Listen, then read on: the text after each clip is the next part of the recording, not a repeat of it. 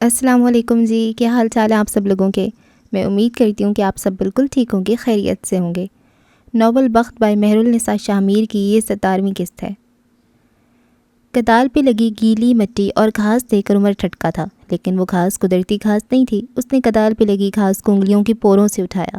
عمر حیات گھاس کو جانتا تھا۔ اس نے اپنی ماں کے باغیچے میں لگی گھاس کو اپنی سائیکل سے روندا تھا۔ اس نے اسکول کی گراؤنڈ پہ لگی گھاس کو اپنی چھوٹی چھوٹی مٹھیوں سے توڑا تھا۔ اس نے کئی گھاس پہ بیٹھ کر پڑھا تھا، گھاس پہ بیٹھ کر کھایا تھا۔ اسے گھاس سے دشمنی بھی تھی اور محبت بھی۔ وہ اس کے ہر رنگ سے واقف تھا۔ یہ گھاس نہیں تھی، یہ گراس کارپٹ تھا، اور قصر کے لان میں اصلی گھاس اگی تھی۔ یہ گھاس قصر کے بیک یارڈ کی تھی۔ اسے بیک یارڈ چیک کرنا تھا۔ اس نے ایک نظر اپنے پیچھے کھڑی حالے کو دیکھا اور اٹھ کھڑا ہوا۔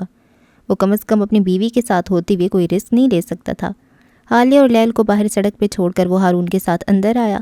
قصر کا سیکیورٹی سسٹم سخت اور چاقو چوبند تھا، لیکن جب جڑیں کھوکھلی ہوں تو عمارت کو گرنے میں وقت نہیں لگا کرتا، اور اس عمارت میں گھاک لگانے والی میڈونا ایسٹن تھی۔ وہ ہارون کے ساتھ واپس آیا، لیکن داخلی دروازے سے نہیں۔ اس نے اپنے لیے پچھلا دروازہ منتخب کیا۔ بیک یارڈ تا حد نگاہ وسیع اراضی پہ پھیلا تھا۔ عمر سنجیدہ تھا۔ اس کی نظریں ایکس رے کر رہی تھیں، جبکہ ہارون کی متذبذب تھیں۔ ٹھیک ہے، مان لیا تم غریب رہے ہو، لیکن تم پولیس والے ہو، اتنی عقل تو تمہیں ہونی چاہیے کہ شہتاج اپنا پیسہ یہاں اپنے لان میں کبھی نہیں رکھے گی۔ وہ عمر کے پیچھے چلتے ہوئے کہہ رہا تھا، شہتاج کا سارا پیسہ گنز کی غیر قانونی سمگلنگ اور ہیومن ٹریفکنگ سے آتا ہے۔ اس نے کہنا شروع کیا۔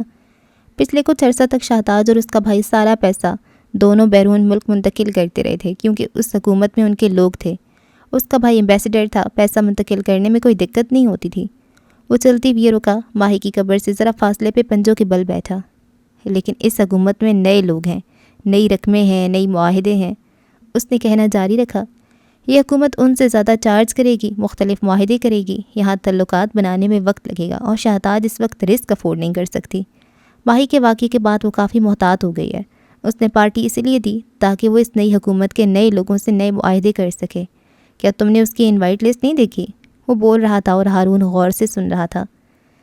میں گھاس کو پہچانتا ہوں اور زمین کو بھی۔ یہ زمین زرخیز ہے، جس طرح گھر کا لان۔ جب وہاں قدرتی گھاس ہے تو یہاں گھاس کارپٹ بچھانے کی کیا ضرورت تھی؟ کیا ضرورت تھی؟ وہ مکان کی انداز میں پوچھ بیٹھا۔ قدرتی گھاس اکھاڑو گے تو وہ جڑ جائے گی، دوبارہ نہیں لگ سکتی، لیکن گھاس کارپٹ اسے جتنی دفعہ اٹھاؤ بچھاؤ کوئی فرق نہیں پڑے گا۔ اسے بار بار کھودا جاتا ہے، شاید یہاں رقم رکھی جاتی ہے، یا پھر یہاں سے رقم لی جاتی ہے۔ جو بھی ہے، ہمیں اس جگہ کو کھود کر چیک کرنا ہوگا۔ وہ سنجیدگی سے کہہ رہا تھا۔ ہارون خاموشی سے بس ہونے گیا۔ وہ اپنی آنکھیں چھوٹی کیے گھاس کے اس حصے کو دیکھ رہا تھا۔ کافی دیر تک اسی پوزیشن میں اسی جگہ بیٹھا رہا۔ اب کیا فاتح خوانی کرو گے؟ ہارون تلملا ہی گیا۔ فاتح خوانی کروں یا نہیں، لیکن اب اگر تمہاری منہ سے ایک لفظ بھی نکلا تو میں تمہاری قبر بھی یہیں بناؤں گا۔ یقین کرو ہارون، کوئی فاتح پڑھنے والا بھی نہیں ہوگا۔ رہی شہتاج، تو شہتاج دین سے کتنی قریب ہے تم تو جانتے ہوگے۔ اس کا لہجہ نارمل تھا۔ ہارون جل کر رہ گیا۔ تھوڑی دیر بعد عمر نے ہارون کو نیچے بیٹھنے کا اشارہ کیا۔ وہ چاروں نچار بیٹھ گیا۔ یہ دیکھو ہارون، اس گھاس کو غور سے دیکھو، اس جگہ کو کھودا جاتا ہے۔ اس نے انگلی سے اشارہ کر کے بتایا۔ وہاں گیلی مٹی نظر آ رہی تھی اور گھاس اکھڑ چکی تھی۔ عمر نے گھڑی دیکھی، پھر اٹھ کھڑا ہوا۔ ہم آج رات یہاں کھدائی کریں گے، اب چلو، کوئی آ سکتا ہے۔ دن ڈھل گیا، رات آ گئی۔ وہ دونوں رات کی تاریکی میں ایک بار پھر اس بیک یارڈ میں تھے۔ میڈونا ان کے قریب عقیدت سے ہاتھ باندھے کھڑی تھی۔ آپ شیور ہیں کوئی اٹھے گا نہیں؟ عمر نے کوئی 10ویں بار یہ سوال دہرایا تھا۔ میڈونا تسلی دینے والے انداز میں مسکرائی۔ میں نے گھر کے ملازمین کے کھانے میں نشاور دوا ملا دی تھی۔ شہتاج میڈم اور اسحاق کبیر سکون کی دوا لے کر سوتے ہیں، وہ صبح تک نہیں جاگیں گے۔ وہ رکی۔ یہ سب کچھ آپ بھلائی کے لیے کر رہے ہیں نا؟ میرا مطلب ہے میری قربانی رائے گاہ تو نہیں جائیں گی نا؟ میری مالکین کو کوئی نقصان تو نہیں ہوگا نا؟ وہ متذبذب تھی۔ عمر کے ساتھ کھڑے ہارون کی آنکھیں زخمی ہوئی تھیں۔ وہ کسی کے عقیدے سے کھیل رہے تھے۔ اس سے بڑا گناہ کیا کوئی ہو سکتا ہے؟ عمر نے پلکیں جھپکا کے اس عورت کو تسلی دی تھی۔ ملگدہ سا اندھیرا، اور اس اندھیرے میں بیلچہ اور کدال لیے کھڑے دو مرد۔ حبس اور گرمی کی وجہ سے دونوں کے جسم پسینے سے شرابور تھے۔ ان کے پیچھے ذرا سے فاصلے پہ دو لڑکیاں بھی تھیں، ایک گوری رنگت والی حالے اور سانولے چہرے والی لیل۔ ان دونوں کے ہاتھ میں کچھ تھا، ہتھیلی جتنی لمبی اور چوڑی ڈیوائس جس سے وہ لوہا یا پیتل ٹریس کر سکتے تھے۔ اگر ہم پکڑے گئے تو شہتاج اسی لان میں ہماری قبر بنائے گی۔ کمر جھکائے مٹی کھودتے ہوئے ہارون شاہد بولا تھا۔ دفتن وہ سیدھا ہوا، ہلکی داڑھی والے چہرے پہ پسینہ تھا، تھکن تھی۔ اگر میں آج رات مارا جاؤں تو میرے پیچھے میری پینٹنگ مکمل کر لینا، یہ میری آخری خواہش ہے۔ کیا کیا خواب دیکھے تھے، امپورٹڈ کلرز خرید کر لایا تھا میں۔ وہ صدمے سے کہہ کر دوبارہ جھک گیا۔ اور اگر میں پکڑی جاؤں تو تمہیں میری قسم لگے الفا، مجھے اپنی گولی سے مار دینا لیکن شہتاج کے حوالے نہ کرنا، کمبخت میرے جسم کا ایک پرزہ نکال لے گی۔ اسے کیا پتہ دن میں 16 گلاس پانی پیتی ہوں تاکہ میرے گردے صحت مند رہیں۔ لیل نے بول کے جھرجھری لی تھی۔ عمر سیدھا ہوا، موبائل پہ کچھ دیکھتی حالے کو دیکھا۔ آپ کی کوئی فرمائش نہیں ہے؟ میں جانتی ہوں تم مجھے مرنے نہیں دو گے۔ حالے نے سر نہیں اٹھایا تھا۔ اور آپ کو یہ خوش فہمی کیوں ہے؟ کیونکہ میں نے تمہارا ادھار دینا ہے۔ کیا تم اپنے 30 لاکھ بھول گئے ہو؟ حالے نے گردن اٹھا کے اس کو دیکھا۔ میں جانتی ہوں جب تک تم اپنے پیسے نہیں لے لیتے تم مجھے مرنے نہیں دو گے، وہ کہہ کر دوبارہ موبائل پہ جھک گئی۔ عمر کی آنکھیں چمک اٹھیں، اس کے سارے جسم میں سرشاری دوڑ گئی۔ بس پیسوں کا ذکر ہو اور اس آدمی کا چہرہ دیکھنے والا ہو جاتا ہے۔ لیل جل کر بڑبڑائی تھی اور پھر یکدم ان دونوں مردوں کی کدال کسی چیز سے ٹکرائے تھے۔ ٹھک کی ایک زوردار آواز گونجی تھی۔ ان چاروں کا سانس ایک ساتھ رکا تھا۔ کدال پکڑے ان کے ہاتھ رکے تھے، موبائل تھامے ان کے ہاتھ سن ہوئے تھے۔ کافی دیر تک وہ سب اسی طرح اپنی جگہ جمے رہے۔ کافی دیر بعد عمر کے جمے ہوئے وجود میں جنبش ہوئی تھی۔ اس نے کدال ایک طرف پھینکی اور نیچے جھکا۔ یہ کوئی گہرا گڑھا نہیں تھا، اس کی گہرائی زیادہ سے زیادہ 2 فٹ ہوگی۔ جس جگہ سے آواز آئی تھی وہ ایک لمبی ٹرنک تھی، 6 فٹ لمبی، 3 فٹ چوڑی لوہے کی ٹرنک، بالکل ایسی جیسے عیسائیوں میں لاش کا تابوت ہوتا ہے، بس فرق یہ تھا کہ تابوت لکڑی کا ہوتا ہے اور یہ ٹرنک لوہے کا تھا۔ کافی دیر کی جدوجہد کے بعد ان دونوں نے بلاخیر ٹرنک باہر نکال لیا تھا۔ اس پہ ایک تالا لگا تھا جسے عمر نے کدال سے توڑ دیا تھا۔ شور مت کرو، کہیں شہتاج اٹھ نہ جائے۔ ہارون کا ایک ہی غم تھا۔ نہیں اٹھتی تمہاری شہتاج، میں نے اس کے دودھ میں 500 mg کی نشاور دوا ملائی ہے۔ لیل نے اس کو تسلی دی تھی۔ اور CCTV ان کا کیا ہوگا؟ ہماری شکلیں تو آ گئی ہیں نا؟ ہاں آ گئی تھی، لیکن میں نے قصر کبیر کا پورا سسٹم ہیک کروا لیا، سب کچھ ڈیلیٹ ہو جائے گا، فکر مت کرو، ہم نہیں پھنسیں گے۔ اسی وقت عمر نے ٹرنک کا دروازہ کھولا تھا۔ او مائی گاڈ، ان تینوں کی منہ سے بھی اختیار یہی نکلا تھا۔ لیل بکھلا کر پیچھے ہٹی تھی۔ ہارون ششتر سا کھڑا تھا۔ حالے نے اپنا سانس تک روک لیا تھا اور عمر بس پھٹی پھٹی آنکھوں سے ٹرنک کو دیکھ رہا تھا۔ ٹرنک میں پیسہ تھا، بہت پیسہ تھا، نوٹوں کی گڈیاں تھیں اور ان گنت تھیں۔ اتنا پیسہ تو انہوں نے اپنی پوری زندگی میں نہیں دیکھا تھا۔ وہ چاروں بے دم ہو کر ٹرنک کے چاروں طرف گر پڑے۔ وہ اس پیسے کا جلوہ برداشت نہیں کر سکے تھے۔ یہ پیسہ ایمان خراب کر رہا تھا۔ اتنا پیسہ! کافی دیر تک وہ چاروں اسی طرح شل بیٹھے رہے، خاموش گمسم۔ ان چاروں میں سے کسی ایک نے بھی اتنی جرأت نہیں کی تھی کہ ایک بار اٹھ کر ایک دوسری نظر اس ٹرنک پہ ڈال سکے۔ یہ کتنا پیسہ ہے؟ کافی دیر بعد لیل کی آواز آئی تھی۔ تمہاری سب سے بڑی خواہش کیا ہے؟ سوال کے بدلے سوال کرنے والا عمر تھا۔ ایک محل جیسا گھر، وہ خواب کسی کیفیت میں بولی۔ ان پیسوں سے تم 1000 گھر خرید سکتی ہو۔ لیل کا سانس رک گیا۔ یہ پیسہ کتنا ہے؟ اب کے سوال کرنے والی حالے سلطان تھی۔ اس کے سوال کرنے میں بھی ایک شان بے نیازی سی تھی، گردن کڑا رکھی تھی، ایلیٹ کلاس کی مغرور لڑکی۔ تمہاری سب سے بڑی خواہش کیا ہے؟ سوال کرنے والی لیل تھی۔ ہیروں کی سب سے بڑی، سب سے منفرد کلیکشن۔ اس نے آنکھیں بند کر کے ایک جذب سے کہا۔ یہ اتنا پیسہ ہے کہ تمہاری خواہش پوری نہ سہی، لیکن ایک اچھی خاصی کلیکشن بن سکتی ہے۔ جواب دینے والا ہارون تھا۔ کافی دیر تک ایک بار پھر خاموشی چھا گئی۔ یہ پیسہ کتنا ہے؟ اب کے سوال کرنے والا ہارون تھا۔ تمہاری سب سے بڑی خواہش کیا ہے؟ سوال کرنے والا عمر تھا۔ ہارون چند لمحات سوچتا رہا۔ ان لمیٹڈ کیش، ایسا پیسہ جو ساری زندگی چلتا رہے اور مجھے کام نہ کرنا پڑے، میں بس پینٹ کروں، لیکن پیسے کے لیے نہیں، اپنے لیے۔ یہ پیسہ اتنا ہے کہ اس سے تمہیں پوری 2 زندگیاں کمانے کی ضرورت نہیں پڑے گی۔ خاموشی، ایک بار پھر خاموشی، حسد بھری خاموشی، شر بھری خاموشی، شیطان کے ورغلانے اور ضمیر کے سو جانے والی خاموشی۔ تمہاری سب سے بڑی خواہش کیا ہے؟ ان تینوں نے بیک وقت پوچھا تھا۔ عمر رک سا گیا، پھر نظر موڑ لی۔ میری سب سے بڑی خواہش، دنیا کی سب سے اچھی اور مہنگی کار کلیکشن۔ یہ پیسہ ہم سب کی ساری خواہشات پوری کر سکتا ہے۔ حالے کی ہلکی سی آواز آئی تھی۔ یہ پیسہ ہماری زندگی بنا سکتا ہے۔ اب کی لیل بولی تھی۔ یہ پیسہ ہمیں ساری دنیا میں ممتاز کرے گا، ہم حکومت کریں گے۔ ہارون آسمان کو دیکھتے ہوئے بولا تھا۔ تم صحیح کہتے ہو، یہ پیسہ دنیا بنا دے گا۔ عمر نے تائید کی تھی۔ شیطان کے ورغلانے کی آواز بند ہو گئی۔ ہر طرف حسد کا سکوت پھیل گیا۔ یہ سب تمہاری چچی فروا سلطان کے کہنے پہ ہوا ہے، لاؤنج کے فرش پہ بیٹھی شہتاج خشک آنکھوں سے بتا رہی تھی۔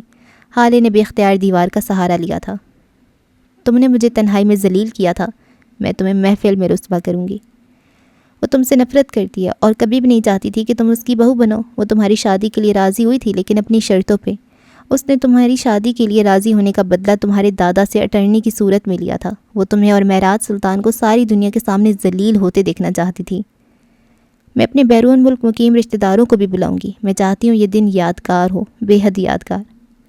شہتاج کہہ رہی تھی اور حالے سن رہی تھی. اس نے ایک بار پھر نظر اٹھا کر کسی کو دیکھا تک نہیں تھا، عمر کو بھی نہیں.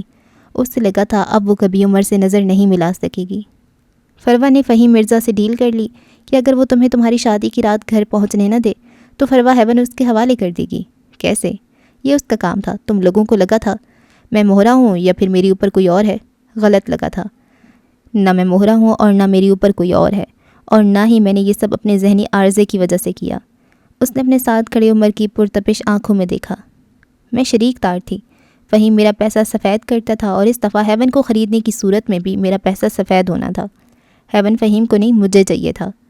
وہ روبوٹک مشینی انداز میں بتا رہی تھی. حالے کا دل کیا تھا کہ اس کے منہ پہ ہاتھ رکھ دے یا پھر کم از کم اس سے وقفے سے بولنے کا کہے، لیکن وہ بس سنتی رہی، کھڑی رہی، ساکن، ششتر. ندیم ایک ڈسٹریکشن تھا. ہمارا پلان بالکل پرفیکٹ تھا. ہمارا پلان ہماری ناکارہ پولیس کے لیے تھا. عمر اس سب میں کیسے شامل ہو گیا ہم سب کو پتہ بھی نہیں چلا. عمر کو کس نے ٹریپ کیا؟ حالے کی پھنسی پھنسی سی آواز باہر نکلی. یاقوت اور نو نے. اصل میں یاقوت تم سے بدلہ لینا چاہتا تھا. تم نے مال میں اس کے ساتھ جو کچھ کیا اس کے لیے انا کا مسئلہ بن گیا تھا. یاقوت اور نو؟ اس کے لب ناسمجھی سے پھڑ پڑائے. ہارون آگے آیا اور اپنے موبائل پہ ایک تصویر اس کے آگے کی. حالے نے اپنا کامتا ہاتھ ان دونوں کی تصویر میں نظر آتے چہرے پہ رکھ دیا، ایسے کہ بس اس کی آنکھیں نظر آئیں، اور پھر اس نے کرب سے آنکھیں بند کر لیں. یہ وہی آنکھیں تھیں، بالکل وہی. اسے یہ آنکھیں یاد تھیں. وہ شاید ساری زندگی ان آنکھوں کو بھول نہیں سکتی تھی. شہتاج نے کہنا جاری رکھا. عمر کی گاڑی ان کو کسی گروسری سٹور کے باہر ملی تھی. گاڑی عمر کا ڈرائیور ڈرائیو کر رہا تھا، لیکن نو اس گاڑی کو جانتا تھا. انہوں نے یہ سب کچھ عمر پہ پلانٹ کیا کیونکہ وہ دونوں عمر سے بھی بدلہ لینا چاہتے تھے.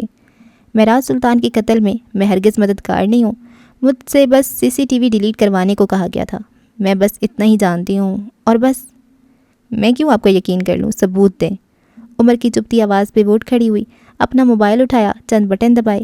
موبائل کو دیوار گیر LCD کے ساتھ کنیکٹ کیا. اب اس پہ ایک ہوٹل سویٹ کا منظر تھا. صوفے پہ بیٹھی فروا سلطان اور اس کے سامنے بیٹھا فہیم مرزا. حالی نم آنکھوں سے اسکرین کو دیکھے گئی. اسے لگا تھا بصارت عذاب ہے، اسے لگا تھا سماعت عذاب ہے، آج اسے لگا تھا زندگی عذاب ہے. آدھا مرا مرد کاروبار کے معاملات نہیں سنبھال سکتا. الفاظ تھے کہ زہر. حالے کو اپنا سارا جسم سبز پڑتا محسوس ہوا. لیل نے حالے کو تعصب سے دیکھا. ہارون سر جھکائے کھڑا رہا. مناظر ختم ہو گئی، آوازیں بند ہو گئیں، اسکرین تاریک ہو گئی. لیکن حالے اب بھی مردہ چہرے کے ساتھ اسکرین کو تک رہی تھی. اس کی آنکھیں ساکت ہو گئیں. پلکوں پہ ٹھہری نمی کو اس نے اندر دھکیل دیا تھا. اس کا دل شدت سے چاہ رہا تھا کہ وہ یہیں بیٹھ کر دھاڑے مار مار کر روئے. اسے لگ رہا تھا جیسے ٹانگوں سے جان نکل رہی ہو. لیکن وہ کھڑی تھی. نہ جانے کیوں کھڑی تھی. اپنے پیروں پہ کھڑی تھی، گردن اونچی کیے، آنکھیں سیدھ میں رکھے. شہتاج اپنی جگہ سے آگے آئی. قدم قدم چلتی عمر کے سامنے آ کر کھڑی ہوئی. میں یہی جانتی تھی عمر، میرا تم سے اور تمہاری بیوی سے کوئی تعلق نہیں ہے. وہ رسان سے کہہ رہی تھی. بہتر ہوگا اب تم یہاں سے جاؤ اور میرے بیک یارڈ کو بھول جاؤ. ماہی کے منگیتر کا قتل، ماہی کا قتل، میری بیماری، اب ان سب سے تمہارا کوئی واسطہ نہیں ہونا چاہیے. وہ عمر کے بالکل سامنے آ کر ٹھہری، بہت قریب. عام طور پہ عورتوں کا مردوں کے اتنے قریب کھڑے ہونا ہمارے معاشرے میں معیوب سمجھا جاتا ہے، لیکن نہ جانے کیوں شہتاج کو اس طرح کسی مرد کے قریب کھڑے دیکھ کر کچھ عجیب، کچھ نیا نہیں لگتا تھا. اگر تم نے واسطہ رکھا عمر. اس نے آواز سرگوشی جتنی ہلکی کر لی، چپتی ہوئی خشک آواز. تو میں کسی نہ کسی دن اس میس سے نکل ہی آؤں گی، لیکن یہاں سے نکلنے کے بعد میں تمہیں قبر تک چھوڑ کر آؤں گی، یاد رکھنا. وہ سرد سا کہہ کر دور ہٹی. عمر نے حالے کو دیکھا. نظر سے نظر ملی. آج اسے یہ آنکھیں دنیا کی سب سے حسین آنکھیں لگی تھیں. بدگمانی کی پٹی ہٹ چکی تھی. بے اعتباری کی دیوار گر کر چکنا چور ہوئی تھی. نفرت کا دھندلا شیشہ جیسے صاف ہو گیا تھا، چمکتا ہوا، بے داغ. وہ اسے ہی دیکھ رہی تھی. حالے کو آج ایک بار پھر یہ آنکھیں اپنی لگی تھیں، بہت اپنی، بہت قریبی، جیسے اس رات اس سڑک پہ لگی تھیں. اسے یہ چہرہ ہمدرد لگا تھا، جیسے اس دن اس مال میں لگا تھا. اس نے نگاہیں پھیر لیں. وہ اسے نہیں دیکھ سکتی تھی. ظاہر ہے اب وہ اسے نفرت کرے گا. اب ہمیں چلنا چاہیے، میرے مہمان میرا انتظار کرتے ہوئے تھک گئے ہوں گے. شہتاج کی آواز ان کو ہوش میں لائی تھی. وہ چاروں جن قدموں کے ساتھ آئے تھے انہی سے واپس مڑ گئے. لیکن کیا واقعی وہ چاروں انہی قدموں کے ساتھ واپس گئے تھے؟ باہر آ کر اس وسیع لان میں وہ چاروں ایک ہی ٹیبل کے گرد کھڑے ہو گئے. حالے عمر کی برابر کھڑی تھی. سب کچھ پہلے جیسا ہو کر بھی پہلے جیسا نہیں تھا. اس کے آنسو گرنے کو بےتاب تھے. دل جیسے پھٹ رہا ہو. روح اندر ہی اندر زخم ہو رہی تھی. اسے بابا یاد آ رہے تھے. عمر ایسا نہیں کر سکتا. اس نے آنکھیں بند کیں. ایک آنسو گال پہ لڑک گیا. جس نے آپ کے ساتھ برا کیا میں اسے چوک پہ کھڑا کر کے درے ماروں گا. اس نے آنکھیں کھولیں، دونوں آنکھوں سے 2 موٹے موٹے آنسو نکلے تھے۔ اس نے گردن جھکا لی اور روتی گئی بے آواز۔ رونا بند کریں حالے، آپ کے آنسو مجھے تکلیف دیتے ہیں اور آپ کے دشمنوں کو خوشی۔ آپ کس کی سائڈ ہیں؟ وہ اتنی ہلکی آواز میں حالے کے قریب جھک کر بولا تھا کہ وہ خود بھی بمشکل سن سکی۔ ہتھیلی کی پشت سے آنسو صاف کیے، پھر گردن کڑا کر سیدھی کھڑی ہوئی۔ آنکھیں اب بھی سرخ تھیں۔ عمر نے ایک پل کو ان آنکھوں میں دیکھا، پھر رخ موڑ لیا۔ کیا تم مجھے روتے ہوئے نہیں دیکھنا چاہتے؟ کیا تمہیں مجھ پہ غصہ نہیں آ رہا یا مجھ پہ ہنسی نہیں آ رہی؟ وہ نہ جانے کیا سننا چاہتی تھی۔ آپ سے بس ایک ہی چیز محسوس ہوتی ہے، عقیدت۔ اس کے علاوہ نہ کچھ محسوس کرنے کی کوشش کی اور نہ کرنا چاہتا ہوں۔ اپنی عورت کو رلانا یا اسے ٹوٹا ہوا دیکھنا مردانگی کا سب سے نچلا درجہ ہے، اور عمر حیات وہاں کبھی نہیں جائے گا۔ سو سیدھی کھڑی رہیں، ایلیٹ کلاس کی مغرور لڑکی کی طرح۔ وہ نرمی سے بول کر آگے بڑھ گیا۔ اسے کسی دوست نے بلایا تھا، وہ اس طرف چلا گیا۔ حالے نے اپنے سامنے کھڑے ایک بوڑھے ہوتے آدمی کو دیکھا۔ اس نے حالے کو دیکھا، یکدم دونوں کی آنکھیں چمکیں۔ بوڑھے آدمی کی آنکھوں میں شناسائی جاگی، حالے کی آنکھوں میں انتقام نے سر اٹھایا۔ وہ گردن سیدھی رکھے مغرورانہ چال چلتی ان کے قریب گئی۔ بوڑھے آدمی نے بے اختیار اس کو سینے سے لگایا، پھر اس کا ماتھا چوما۔ میری بیٹی کیسی ہے؟ انہوں نے حالے کو ہنوز گلے سے لگا رکھا تھا۔ میں آپ سے خفا ہوں انکل، آپ اتنا عرصہ مجھ سے ملنے ہی نہیں آئے، وہ نروٹھے پن سے کہہ رہی تھی۔ بوڑھے آدمی نے نرمی سے اسے خود سے الگ کیا۔ میں معراج کی موت کے بعد کئی بار سلطان منزل آیا ہوں، کوئی تمہارا پتہ بتانے کو تیار ہی نہیں، اور وہ سفیر، وہ تو بدتمیزی ہی کرنے لگ گیا۔ وہ اسے بتا رہے تھے، حالے سنے جا رہی تھی۔ وہ سب چھوڑے، مجھے آپ کی فیور چاہیے، ابھی اسی وقت۔ حالے نے ان کے دونوں ہاتھ تھام لیے۔ آدمی مسکرایا۔ کیا کوئی حالے کو انکار کر سکتا ہے؟ وہ محبت سے بولے۔ ان سے ذرا دور میز کے گرد کھڑے ہارون اور عمر نے اسے مشتبہ نظروں سے دیکھا تھا۔ یہ کیا کر رہی ہیں؟ عمر نے پوچھا تھا۔ ہارون نے کندھے اچکائے۔ شہتاج کی بربادی کی تیاری۔ آہ شہتاج آہ، مجھے تم پہ ابھی سے ترس آ رہا ہے، وہ ترہم سے بولا، پھر گردن اونچی کر کے روشنیوں سے سجے شیشے کی عمارت کو دیکھا۔ سب ٹھاٹ پڑا رہ جاوے گا، وہ ہولے سے بڑبڑایا۔ یہ آدمی کرتا کیا ہے؟ سامنے دیکھتی ہوئی بولی تھی۔ نیب میں اعلیٰ عہدیدار ہے، اس نے سر سے سرگوشی کی تھی۔ اب کی عمر اور لیل کی آنکھوں میں بھی ترہم آیا تھا۔ رات ہر گزرتے لمحے گہری اور تاریک ہو رہی تھی، لیکن ایلیٹ کلاس کی رئیسوں کی پارٹی ختم ہونے کا نام نہیں لے رہی تھی۔ شہتاج گو کی اچھی اداکارہ تھی، لیکن اس وقت وہ سخت غیر آرام دہ تھی۔ وجہ تھے وہ 4 لوگ۔ وہ جلد از جلد ان چاروں کو یہاں سے دفان کرنا چاہتی تھی۔ اس کا بس نہیں چلتا تھا کہ ان چاروں کو دھکے مار مار کر گھر سے نکال دے۔ اسی لمحے باہر سے کچھ شور و غل کی آواز آئی، گاڑیاں رکنے کی آواز، بھاری بوٹوں سے زمین پہ قدم رکھتے لوگوں کی آواز، اور پھر دروازے پہ جھگڑتے اندر آنے کی کوشش کرتے لوگوں کی آواز۔ شہتاج مہمانوں سے ایکسکیوز کرتی دروازے کی جانب گئی تھی، لیکن اسے زیادہ دور جانے کی ضرورت نہیں تھی۔ 10 لوگوں کی ایک ٹیم زبردستی اندر گھس آئی تھی۔ ان کا افسر ان کے آگے تھا۔ وہ سب اس کی مویت میں پیچھے پیچھے چل رہے تھے۔ شہتاج کے عین سامنے آ کر وہ رکا، اپنا کارڈ اس کے آگے کیا۔ مہدی منیر فرام نیب، ہمیں آپ کے گھر کی تلاشی لینی ہوگی۔ ہمیں اطلاع ملی ہے کہ آپ کے گھر میں کرپشن کی کمائی گئی ایک خطیر رقم موجود ہے۔ امید ہے آپ ہمیں ہمارے کام میں ڈسٹرب نہیں کریں گے۔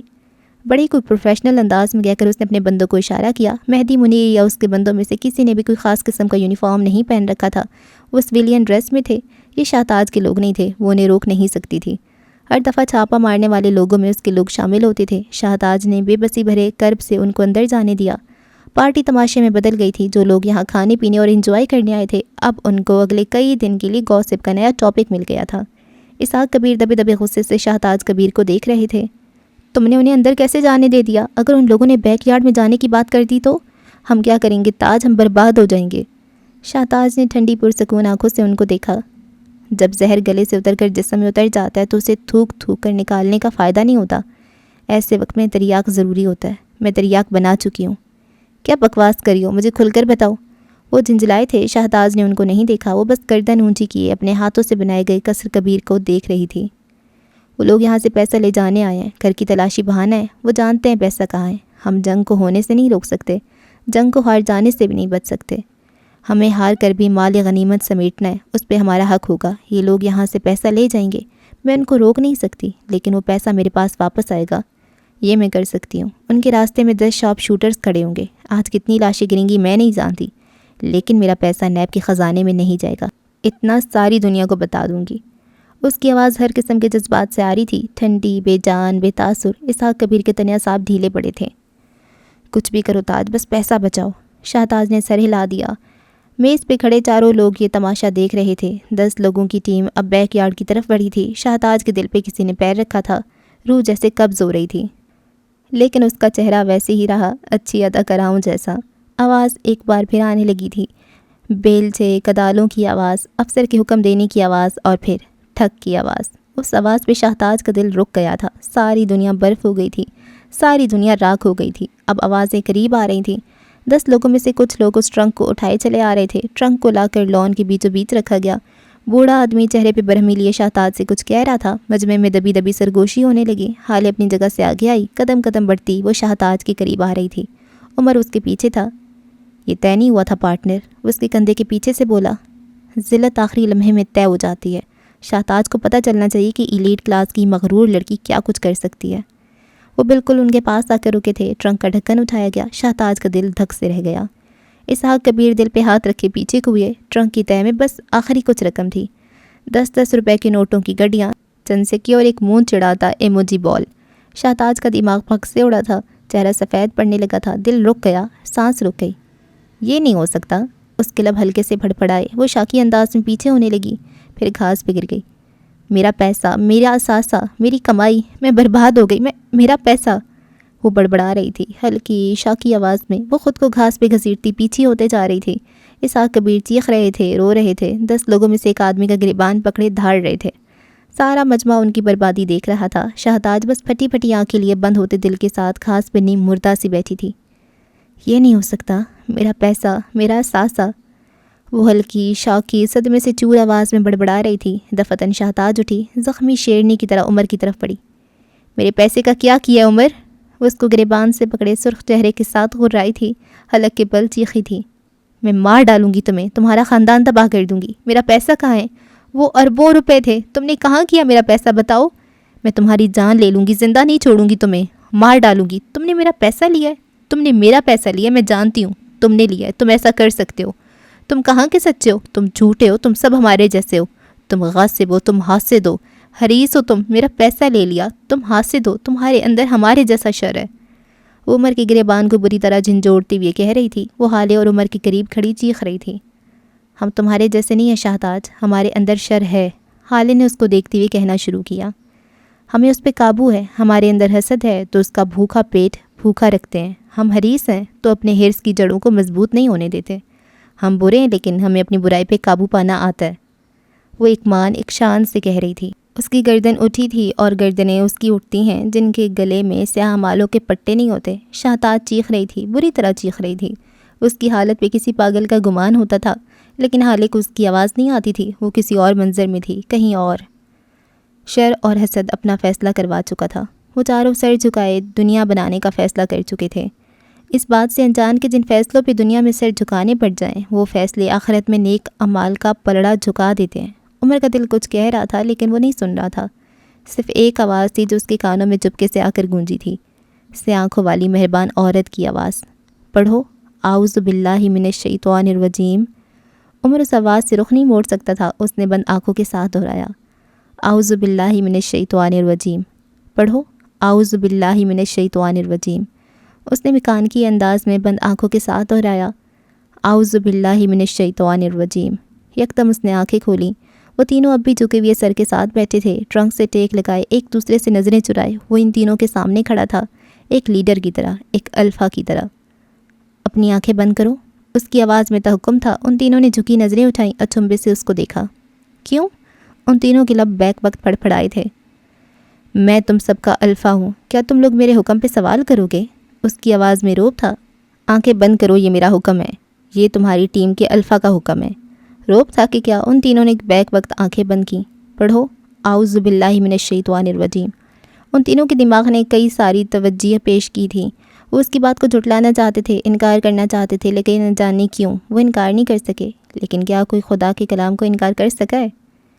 ان تینوں نے بیک وقت دہرایا تھا، اعوذ باللہ من الشیطان الرجیم۔ دوبارہ پڑھو اعوذ باللہ من الشیطان الرجیم۔ وہ ان کے سروں پہ کھڑا دہرا رہا تھا اور وہ تینوں آنکھیں بند کی اس کی تقلید میں دہرا رہے تھے، اعوذ باللہ من الشیطان الرجیم۔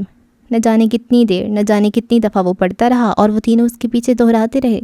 کافی دیر بعد وہ تھک گیا تھا، اس کا گلا خشک ہو گیا تھا۔ وہ نیچے بیٹھا، ان تینوں کے سر اب تک جھکے ہوئے تھے۔ چلو اب ہمیں چلنا چاہیے، تم سب اپنا اپنا حصہ لے لو، عمر ان کو دیکھتے ہوئے کہہ رہا تھا۔ کیا تم نہیں لوگے؟ ہارون نے سوال کیا۔ عمر نے گردن اٹھائی۔ وہ گردن اٹھ سکتی تھی، اس سے ہرس اور شر کا بھاری پٹا اتر گیا تھا، وہ گردن آزاد تھی۔ پیسہ میرا عشق ہے اور بے ایمانی کا پیسہ عشق میں بے وفائی، عمر حیات بے وفا نہیں ہے، اس نے گردن اونچی رکھے جواب دیا۔ سب خاموش رہے، عمر بھی کچھ نہیں بولا، وہ ان کلمات کا اثر دیکھنا چاہتا تھا جو اس نے پڑھائے تھے، وہ کوئی عام کلمات نہیں تھے۔ میں کسی کی عزت کی قبر پہ اپنے خوابوں کا محل نہیں بناؤں گی۔ لیل کی گردن اٹھی تھی۔ میں کسی کا گلا دبا کر، کسی کا غصب کیا ہوا مال لے کر، کئی کٹی ہوئی گردنوں کے خون سے تر پیسوں سے اپنی گردن کے لیے ہیرے نہیں خریدوں گی۔ حالے کی گردن بھی اٹھی تھی۔ میں ساری زندگی اپنے باپ سے مانگ کر کھا سکتا ہوں، لیکن وہ گنز جنہوں نے مجھ سے میرا بھائی چھینا، جنہوں نے کئی گھر والوں سے ان کے رستم چھینے، میں ان گنز کی ناجائز ترسیل کا پیسہ نہیں کھاؤں گا۔ میں اپنے رنگوں کے ساتھ خوش رہ سکتا ہوں، مجھے یہ خون سے سرخ پیسہ نہیں چاہیے۔ اس نے زور زور سے نفی میں گردن ہلائی تھی۔ بالآخر وہ چاروں اپنے شر پہ قابو پا چکے تھے۔ ہوا میں ایمان کی تازگی کی خوشبو پھیل گئی۔ تم لوگ شامل ہو اس سب میں، یہ تمہارا کام ہے، میں تمہاری نسل برباد کر دوں گی، میں تمہارا خون چوس لوں گی۔ مجھے بتاؤ میرا پیسہ کہاں ہے؟ وہ میرا ساسا تھا، وہ میرا پیسہ تھا، میری رقم تھی، میرا عشق تھا، میرا پیسہ کہاں ہے؟ بتاؤ مجھے۔ وہ حلق پھاڑ پھاڑ کر پھٹی ہوئی آواز میں چلا رہی تھی۔ عمر نے سرد آنکھوں سے اس کو دیکھا، ان میں صفاقی تھی، زخمی پن تھا، تپش تھی۔ اس نے ایک جھٹکے سے شہتاج کے ہاتھ اپنے گریبان سے ہٹائے۔ وہ چیخ رہی تھی، رو رہی تھی، کوسنے دے رہی تھی۔ خدا کا خوف کرو بی بی، میں شادی شدہ آدمی ہوں۔ اس نے ایک ایک لفظ چبا چبا کر ادا کیا اور اسے خود سے دور جھٹکا۔ وہ لڑکھڑا کر دور ہٹی، پھر گھاس پہ بے دم ہو کر گری۔ حالے گھٹنوں پہ ہاتھ رکھے اس کے قریب جھکی۔ تم نے کہا تھا تم مجھے قبر تک چھوڑ کر آؤ گی، لو میں نے تمہیں دفنا دیا، تف ہو تم پہ شہتاج۔ وہ حقارت سے کہہ کر سیدھی ہوئی اور پھر معصوم نم آنکھوں سے مجمع کو دیکھا۔ میں یہاں ان کی دعوت پہ آئی تھی، پچھلی دشمنی ختم کر کے سب کچھ بھلا کر نئے سرے سے تعلقات جوڑنے، لیکن یہاں کر پتہ چل گیا کہ زبان سے کہنے سے کچھ نہیں ہوتا، دلوں سے نفرت نکالنا زیادہ اہم ہوتا ہے۔ میں مزید اپنی بےزتی کروانے یہاں نہیں رک سکتی۔ وہ اپنے مصنوعی آنسو صاف کرتی سارے مجمع کی ہمدردی سمیٹے داخلی دروازے کی طرف بڑھ گئی۔ خدا کے لیے مجھے بتاؤ میرا پیسہ کہاں ہے؟ خدا کے لیے مجھے بتاؤ، تم کیوں نہیں بتاتے؟ مجھے بتاؤ، وہ عمر بھر کی کمائی تھی میری، تم نے اسے کہاں غرق کیا؟ مجھے بتاؤ۔ وہ چلا رہی تھی، رو رہی تھی۔ ہارون اور عمر نے ایک دوسرے کو دیکھا۔ بتا دیں؟ ہارون نے بگڑے بچے کی طرح نفی میں سر ہلایا۔ لیکن کیا تم لوگ جاننا چاہو گے؟ قصر کبیر کا سیکیورٹی چیف بک چکا تھا، اور جب سپاہی بک جائیں تو ملک کی سرحدیں غیر محفوظ ہو جاتی ہیں۔ انہوں نے سارے پیسے بیگز میں ڈالے، بوریوں میں ڈالے۔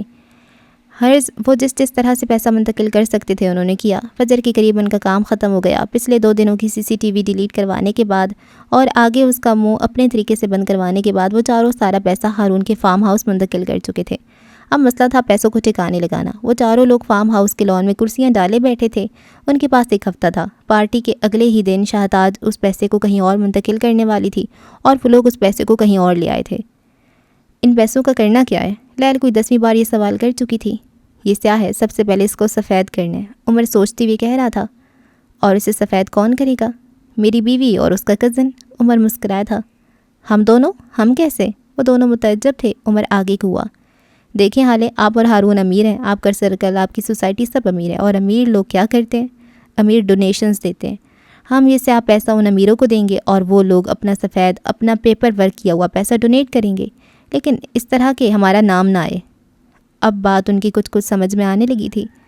بلکہ آپ رہنے دیں، میں خود کر سکتا ہوں، میں ہیون کا مینیجر ہوں، میرے پاس سب ڈونیٹرز کے نمبرز اور وہ لوگ وفادار ہیں۔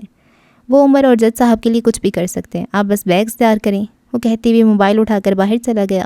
اگلے 2 دن انہوں نے کتنے بیگز بنائے، کتنے لوگوں کو دیے، ان کے پاس کوئی حساب نہیں تھا۔ لیل بری طرح ان ڈونرز کا کوئی راز ڈھونڈنے میں غرق رہی۔ اس کے پاس منہ تک دھونے کا وقت نہیں تھا۔ ہارون اور حالے پیسوں کا حساب کرنے میں مصروف رہے۔ وہ دونوں بات کرے تھے، لیکن خشک لیا دیا انداز، جیسے ان دونوں کے درمیان کبھی کوئی تعلق رہا ہی نہ ہو، جیسے لفظ دوستی کبھی ان کی آنکھوں کے آگے آیا ہی نہ ہو۔ آخری ڈونیشن ہارون نے اپنے باپ کے نام سے کی تھی۔ یہ پارٹی کا دن تھا اور آج ایک آخری بیگ میں چند آخری نوٹوں کی گڈیاں ڈالی جا رہی تھیں۔ غلط کام سے بنایا ہوا غلط پیسہ صحیح طریقے سے صحیح جگہ پہنچ چکا تھا۔ کچھ ڈونیشن ہسپتال کو ہونے والی تھیں، کچھ یتیم خانوں کو اور کچھ اولڈ ہومز کو اور کچھ دوسرے ضرورت مند محتاج لوگوں کو۔ پیسہ اور طریقہ دونوں غلط تھے، لیکن بھیجنے کی جگہ درست تھیں۔ شہتاج اب بھی گھاس پہ بیٹھی رو رہی تھی، چیخ رہی تھی، سینے پہ ہاتھ مار مار کے دہائی دے رہی تھی۔ پھر یکدم اس کے سینے میں بے تحاشا درد اٹھا تھا، شاید ہارٹ اٹیک، شاید انزائٹی اٹیک۔ وہ گھاس پہ گری درد سے دوہری ہو رہی تھی، لیکن کوئی اسے اٹھا نہیں رہا تھا۔ پھر یکدم مجمع میں سے ایک آدمی ہمزن شاہ نواز آیا۔ وہ اس کے قریب گھاس پہ بیٹھا، اس کی آنکھوں میں فکر مندی تھی، اس کے ہاتھ سہلا رہا تھا، اس کا چہرہ تھپ تھپا رہا تھا۔ لیکن درد تھا کہ کم نہیں ہوتا تھا۔ آج کراچی شہر نے دیکھا تھا کہ بربادی کیا ہوتی ہے، انتقام کیا ہوتا ہے، رسوائی کیا ہوتی ہے، سب کچھ ہوتی ہوئی بھی خالی ہاتھ رہ جانا کیا ہوتا ہے۔ آج کراچی شہر نے دیکھا تھا ذلت کیا ہوتی ہے۔ وہ چاروں ایک دوسرے کے کندھے کے ساتھ چلتے ہوئے باہر آئے تھے، ایک ٹیم کی طرح۔ ان سب کے چہرے پرسکون تھے سوائے حالے کے۔ اس کے چہرے پہ گلٹ تھا، اضطراب تھا، انا کو چوٹ پہنچی تھی، دل بری طرح دکھا تھا۔ وہ کسی کی طرف دیکھے بغیر آگے چلتی گئی، اس کے قدم شکستہ تھے، آنکھیں نم، دل دکھ رہا تھا اور بہت بری طرح دکھ رہا تھا۔ ہارون نے اس کے پیچھے جانے کو قدم بڑھائے، پھر رک گیا۔ یہ حق اب کسی اور کا تھا، اور جس کا تھا وہ اس کے پیچھے جا چکا تھا۔ لیل نے تعصب سے ہارون کو دیکھا۔ تم سے کہا تو تھا خود غرض بن جاؤ۔ ہارون نے سر جھٹکا، منظر بدلا۔ اب وہ لیل کے چھوٹے فلیٹ کے ٹی وی لاؤنج میں بیٹھا تھا۔ عمر اور حالے ان سے کافی فاصلے پہ تھے۔ وہ اب بھی کسی بات پہ جھگڑ رہے تھے، بلکہ جھگڑا کیا کر رہے تھے، حالے بول رہی تھی اور عمر سن رہا تھا۔ تم کیوں کر رہے ہو یہ سب؟ خود غرض کیوں نہیں بن جاتے؟ ہارون کے ساتھ ذرا سے فاصلے پہ بیٹھی لیل اس کی نظروں کے ارتکاز میں دیکھتی بولی تھی۔ تم کیوں نہیں بنی خود غرض؟ اس نے لیل کو نہیں دیکھا تھا۔ لیل نے کندھے اچکائے۔ کوئی فائدہ نہیں تھا، یا پھر یوں کہہ لو کہ موقع نہیں ملا، وٹ ایور، اس نے بے نیازی سے کہا۔ میں ساری زندگی خود غرض رہا ہوں، لیکن میرے ہاتھ کچھ بھی نہیں آیا۔ وہ اب بھی سامنے دیکھ رہا تھا۔ ساری زندگی نہ عزت ملی نہ محبت، بس جو بھی ملا بھیک کی طرح ملا، اور بھیک نے کبھی کسی کا پیٹ نہیں بھرا۔ اب کون سا کچھ مل گیا؟ تکلیف میں تو اب بھی ہو۔ ہارون نے اس بات میں سر ہلایا۔ واقعی ملا تو اب بھی کچھ نہیں، لیکن میرا دل مطمئن ہے۔ میں جب شیشہ دیکھتا ہوں تو اپنی آنکھوں میں دیکھ سکتا ہوں۔ اب کسی کے آگے پیچھے گھومنے کی یا کسی کی ناراضگی کے ڈر سے ناپ تول کر بولنے کی ضرورت نہیں پڑتی۔ محبت گلے کا پھندا بنتی جا رہی تھی، سانس بند ہونے لگا تھا۔ میں خود غرض نہیں بنا، باوقار بن گیا، اور میرے دل کو سکون اور عزت نصیب ہوئی۔ مجھے خود سے محبت نصیب ہوئی ہے، اور اس سے زیادہ کسی کو کیا چاہیے ہوگا؟ اس نے لیل کو مسکرا کر دیکھا۔ تم آسانی سے حالے کو الفا کے خلاف کر سکتے تھے، تمہیں کرنا چاہیے تھا۔ اتنی قربانیاں دینے کی کیا ضرورت تھی؟ الفا لگتا کیا ہے تمہارا؟ وہ اب بھی ناخوش تھی۔ تمہیں لگتا ہے میں نے یہ سب عمر کے لیے کیا ہے؟ نہیں لیل، یہ سب حالے کے لیے ہے۔ عمر سے بدگمان ہو کر وہ خود خوش بھی نہیں ہے، اس کا دل زخمی ہے۔ حالے کو اتنی نیک نہیں رہی کہ سڑک پہ پڑے ہر آدمی کی مدد کرنے لگ جائے۔ یہ معراج انکل کر سکتے ہیں، یہ حسن کر سکتا ہے، لیکن حالے نہیں۔ اسے تکلیف میں دیکھ کر حالے کو بھی تکلیف ہوئی تھی۔ میں اس کو جانتا ہوں، بچپن سے جانتا ہوں۔ وہ تکلیف میں ہے، اور جب تک میں اس کی تکلیف ختم نہیں کرتا میں خود بھی تکلیف میں رہوں گا۔ منظر تبدیل ہوا۔ اب وہ دونوں رات کے اس پہر شہتاج کے گھر کے باہر کھڑے تھے۔ اندر بربادی کا ماتم تھا، باہر ہر طرف سکوت پھیلا تھا۔ آؤ تو میں گھر چھوڑاؤں؟ عمر نے ان دونوں کی طرف سے رخ پھیر لیا تھا۔ باوقار ہونے سے دل مطمئن ہو جاتا ہے، لیکن جڑتا نہیں۔ دل ٹوٹنے میں ایک سیکنڈ لگتا ہے، لیکن اسے جوڑنے میں کئی صدیاں لگ جاتی ہیں۔ ہارون کو اپنے دل کے جڑنے کا انتظار کرنا تھا۔ حالے بغیر کسی کی طرف دیکھے میکانیکی انداز میں آگے دیکھتی جا رہی تھی۔ آنکھیں خشک تھیں، چہرہ بے رونق، بے تاثر، چال شکستہ۔ اس کے ذہن میں بس عمر کی باتیں گونج رہی تھیں۔ آپ کے دشمن کوئی اور ہیں حالے، مجھ سے زیادہ برے، مجھ سے زیادہ بڑے۔ اس نے بے دردی سے اپنے ایک کان سے ٹاپس نکال کر سڑک پہ پھینکا۔ اس کے پیچھے چلتے عمر نے فوراً جھک کر اسے اٹھا لیا۔ جس نے آپ کے ساتھ برا کیا، میں اس کو چوک پہ کھڑا کر کے درے ماروں گا۔ یکدم ہلکی ہلکی بوچھاڑ ہونے لگی۔ حالے نے دوسرا ٹاپس نکال کے کہیں دور پھینکا، اور خشک آنکھیں ستے ہوئے چہرے کے ساتھ آگے چلتی گئی۔ اس کی زرد ہیل کی ٹک ٹک سارے میں گونج رہی تھی۔ میرا قصور بس یہ ہے کہ اس رات میں سو گیا تھا۔ میں آپ کے ساتھ اتنا مخلص ہوں جتنی آپ خود بھی نہیں۔ اسے مت پھینکیں، یہ میری ماں نے دیا ہے۔ بارش تیز ہو رہی تھی، آوازوں کا شور بھی بڑھتا جا رہا تھا۔ اس کے بھورے بال بھیگ رہے تھے، ان کے کرل خراب ہو رہے تھے۔ اب اس نے اپنے گلے میں موجود موٹی چین ایک جھٹکے سے نوچ کر نیچے پھینک دی۔ سیاہ آنکھوں والے مرد نے اسے بھی اٹھا لیا۔ یکدم بارش اتنی زور سے برسنے لگی کہ وہ دونوں چند پلوں میں ہی بھیگ گئے، لیکن حالے کو جیسے فرق ہی نہ پڑا ہو۔ ایسی ایک بارش ایک بار پہلے بھی آئی تھی، اور ان دونوں کے درمیان بدگمانی کے شیشے کو دھندلا کر گئی تھی۔ یہ بارش اور اس کے قطرے شفاف تھے، انہوں نے ساری بدگمانیاں دھو دی تھیں۔ بارش تڑ تڑ برس رہی تھی۔ یکدم اس کی ہیل کے چٹخنے کی آواز آئی۔ وہ لڑکھڑاتی ہوئی گرتے گرتے بچی۔ عمر فوراً آگے آیا تھا۔ کیا کر رہی ہیں؟ دیکھ کر چلیں، وہ فکر مندی سے کہہ رہا تھا۔ وہ دونوں ایک دوسرے کے آمنے سامنے کھڑے تھے۔ حالے کو اس کی آنکھوں میں دیکھنے کے لیے گردن اونچی کرنی پڑی۔ وہ شاید رو رہی تھی یا شاید نہیں رو رہی تھی۔ اس کے چہرے پہ گرے بارش کے قطروں نے بھرم رکھ لیا تھا۔ چند پل خاموشی کے نظر ہوئے۔ وہ دونوں اسی طرح بھیگتے کھڑے رہے۔ فائنلی تم بے گناہ نکل آئے۔ حالے کی کھوکھلی آواز اس کی سماعتوں سے ٹکرائی۔ اتنا عرصہ میں تمہیں تکلیف دیتی رہی، تم پہ شک کرتی رہی، تمہیں ہر طرح سے ہرٹ کرتی رہی، اور آخر میں کیا ہوا؟ وہ ذرا رکی۔ تم بے گناہ نکل آئے۔ میں اب بھی تم سے نفرت کرنا چاہتی ہوں، لیکن نہیں ہو رہی۔ ہم سلطانز کے دل میں ایک بار نفرت آ جائے تو پھر نکلتی نہیں، لیکن مجھے اب لگ رہا ہے میں تم سے اب کبھی نفرت نہیں کر سکوں گی۔ اس کی آنکھیں سرخ پڑ رہی تھیں۔ عمر یک ٹک اس کو دیکھتا رہا۔ مجھے لگ رہا ہے جیسے یہ 1.5 مہینہ ہمارے درمیان آیا ہی نہیں۔ تم آج پھر سے وہی سڑک والے زخمی لگ رہے ہو، تم وہی مال والے ہمدرد لگ رہے ہو، تم آج پھر قریبی لگ رہے ہو، لیکن ایک ایسا قریبی جو بہت انجان ہے۔ ہم دونوں کے درمیان ایک کنیکشن ہے، لیکن مجھے اس کا سرا نہیں مل رہا۔ وہ اسی طرح گردن اونچی کیے اس کی آنکھوں میں دیکھ کر کہہ رہی تھی۔ حال سلطان نے اپنی زندگی میں کبھی اپنی غلطی کا اعتراف نہیں کیا، کبھی کیا ہوگا مجبوراً، ضرورت کے تحت، لیکن کبھی بھی دل سے نہیں۔ عمر کو اس کی آواز گیلی لگی۔ میں آج تمہارے سامنے اعتراف کرتی ہوں، تم سچے تھے عمر، اور حال بدگمان۔ میرے باپ نے صحیح کہا تھا، عمر ایسا نہیں کر سکتا۔ میں نے ان کی بات نہیں مانی۔ میں نے اپنے باپ کے فیورٹ انسان کو اتنی تکلیف دی، میں کیا کروں، کہاں جاؤں؟ اس نے چہرہ ہاتھوں میں چھپا لیا تھا۔ بارش تیز سے تیز تر ہوتی جا رہی تھی۔ اس کا لباس اور بال مکمل بھیگ چکے تھے۔ میں روز آخرت اپنے باپ کو کیا منہ دکھاؤں گی؟ میں ان سے کیا کہوں گی؟ تمہارے حساب میں کیا جواب دوں گی؟ اللہ اللہ، یہ کیسا عذاب ہے، اللہ اللہ۔ وہ پھوٹ پھوٹ کر رو رہی تھی، وہ سخت تکلیف میں تھی۔ عمر نے آہستگی سے اس کے دونوں ہاتھ اس کے چہرے سے ہٹائے، لیکن ان کو اپنی نرم گرفت میں تھامے رکھا۔ حالے انہیں رنجیدہ نظروں سے اس کو دیکھتی رہی۔ برستی بارش اور تیز ہواؤں کے درمیان سڑک پہ کھڑے ان دونوں کے پاس بارش میں بھیگنے سے زیادہ بڑے مسائل تھے۔ میں عمر حیات اپنے باپ کو بھی معاف نہیں کرتا، اس نے اپنے ازلی مدھم لہجے میں کہنا شروع کیا، لیکن آج میں حال سلطان سے کہتا ہوں کہ اس کو میرا قتل بھی معاف ہے۔ وقت رک گیا، دل رک گئے، اور وہ کہے گیا۔ جج صاحب نے اگر روز محشر آپ سے کچھ پوچھا تو میں ان کو جواب دوں گا۔ عمر حیات اپنی بیوی کے لیے ہر دفعہ جواب دے گا۔ جو کچھ بھی ہوا اسے برا خواب سمجھ کر بھول جائیں۔ میں آپ کو معاف کرتا ہوں، میں آپ کو اپنا قتل بھی معاف کرتا ہوں۔ وہ ایسے یقین، ایسے ایمان سے کہہ رہا تھا کہ حالے کو اپنا دل رکتا محسوس ہوا۔ آپ کا قصور نہیں ہے، آپ کے سامنے ایسے ثبوت تھے جن کی وجہ سے میں مجرم لگتا تھا۔ آپ کا قصور نہیں ہے کہ آپ نے فروا پہ شک نہیں کیا، وہ آپ کا خاندان تھی۔ خاندان پہ کوئی شک نہیں کرتا، چاہے وہ آپ کو جان سے مارنے کی دھمکی دیں، چاہے جان سے مار دیں، لیکن خاندان پہ کوئی شک نہیں کرتا۔ اب آپ خود کو قصور نہیں دیں گے اور گھر جائیں گے۔ اس نے جس نرمی سے اس کے ہاتھ تھام رکھے تھے اسی نرمی سے چھوڑ بھی دیے۔ میں نے عثمان کو کال کیا، وہ آنے والا ہے، وہ آئے گا اور آپ اس کے ساتھ گھر جائیں گی۔ میں دوبارہ کہہ رہا ہوں، آپ گھر جائیں گی، اور اگر آپ یہاں سے سیدھا گھر نہیں گئیں تو مجھ سے برا کوئی نہیں ہوگا۔ وہ آج بالکل مختلف لگ رہا تھا، سنجیدہ، فکر مند، کہیں جانے کے لیے جلد باز۔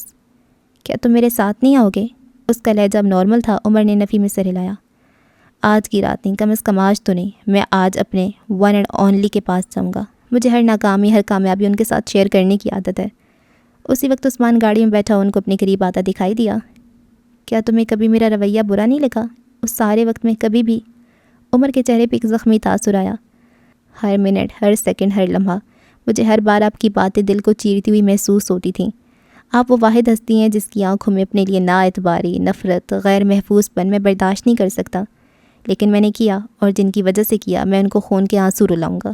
اسی وقت گاڑی ان کے پاس آ کر رکی۔ عثمان گاڑی سے باہر آیا۔ عمر نے اس سے کچھ کہا، پھر حالے کو گاڑی میں لا کر بٹھایا۔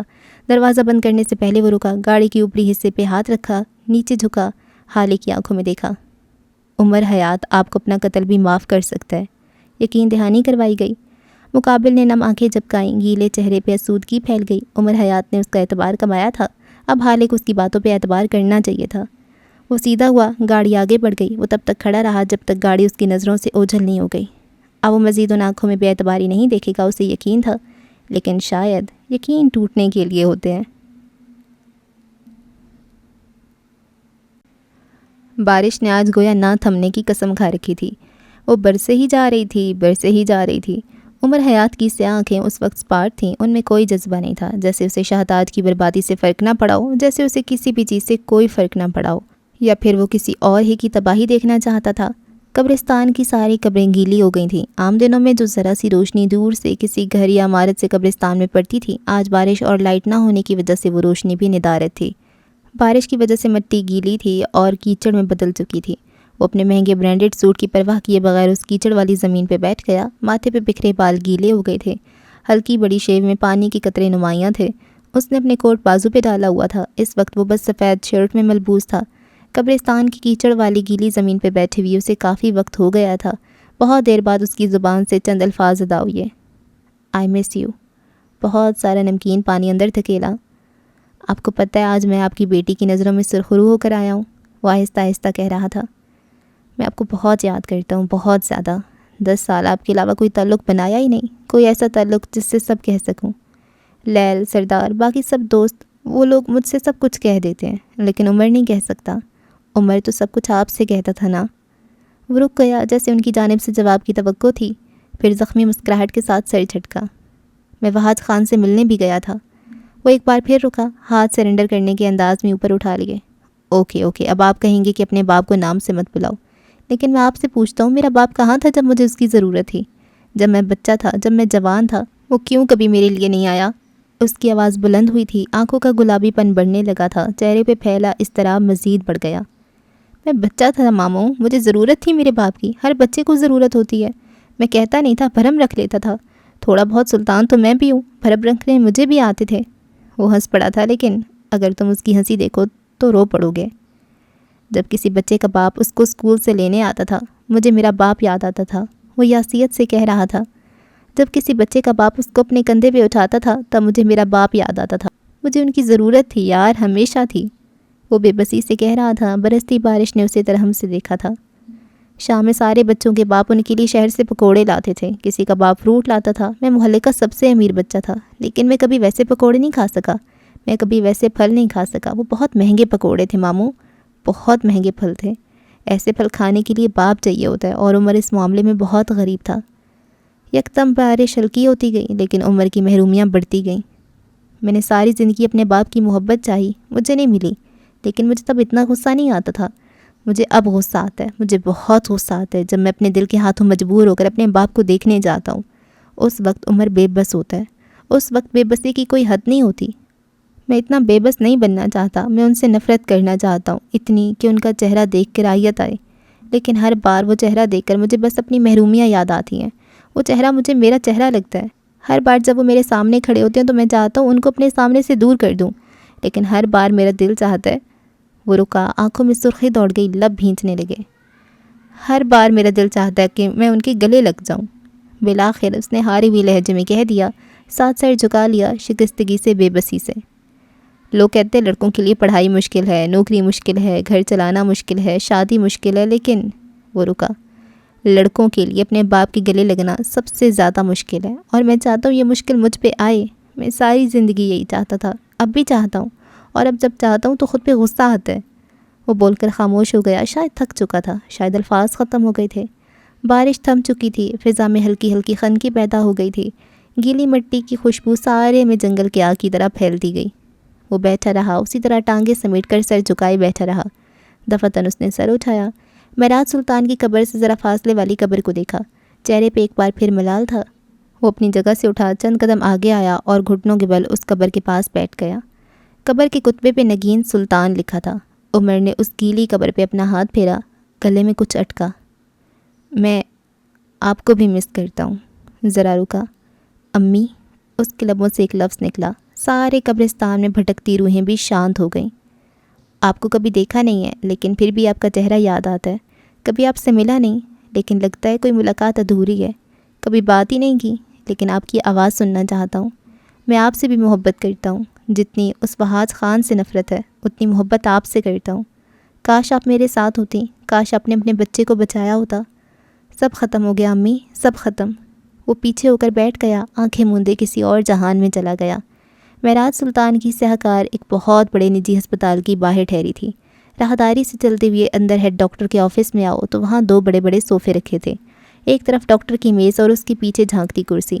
معراج سلطان اور 18 سالہ عمر حیات ان لمبے صوفوں میں سے ایک صوفے پہ بیٹھے تھے۔ ان کے سامنے ہسپتال کا ڈائریکٹر کیسر بلوچ اور ایک سینئر ڈاکٹر بیٹھا تھا۔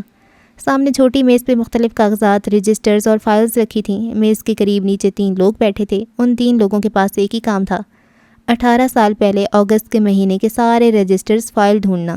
بالآخر ان 3 لوگوں نے خوف زدہ اور تھکے ہوئے سر اٹھا کر اپنے سامنے موجود لوگوں کو دیکھا۔ ان کے ہاتھ میں ایک رجسٹر تھا۔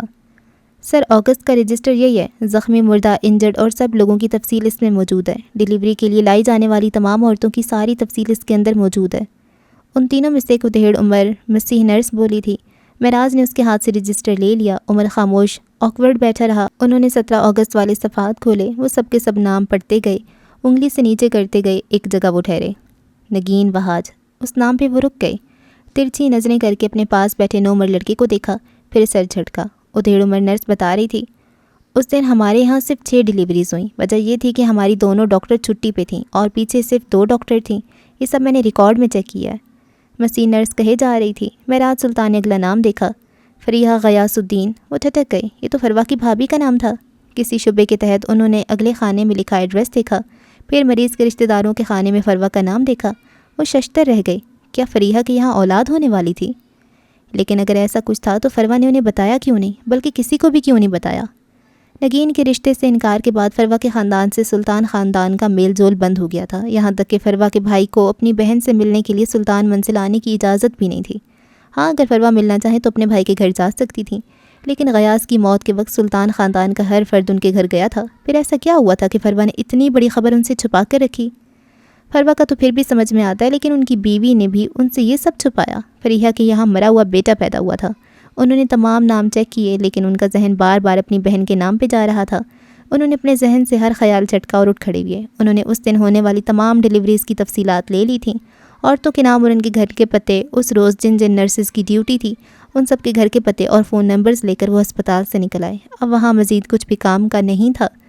کئی دن گزرے لیکن کوئی سرا ہاتھ نہ آیا۔ معراج نے اس دن ہونے والے تمام کیسز دیکھ لیے تھے، ان کے گھر جا کر مہذب طریقے سے ساری چھان بین کر لی تھی۔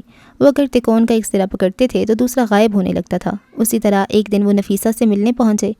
وہ دونوں ایک چھوٹے کافی شاپ میں بیٹھے تھے۔ نفیسہ کچھ بجھی تھیں، چکن کاری کے سفید سوٹ اور سفید دوپٹے میں ان کی رنگت دمک رہی تھی۔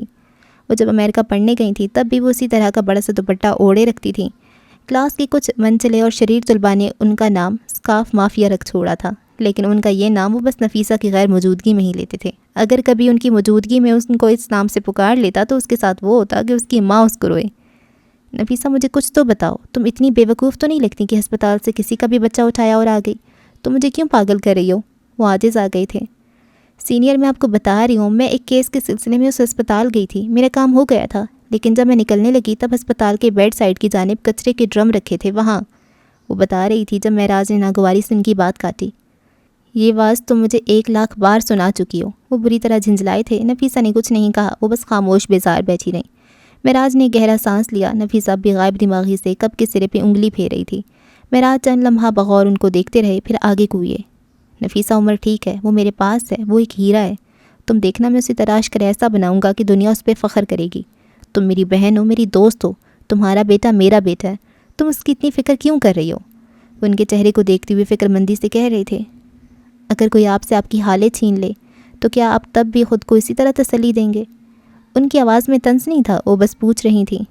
میں جانتی ہوں وہ ہیرا ہے، اور آپ کو اپنا ہیرا کبھی بھی کسی دوسرے کے ہاتھ یا گلے میں اچھا نہیں لگتا۔ وہ میرا ہیرا ہے، اسے میرے پاس رہنا چاہیے تھا۔ 18 سال سے میرے گھر کو اور مجھے عمر کے علاوہ کسی اور چیز کی عادت نہیں رہی۔ اب میں اس گھر میں کیا کروں؟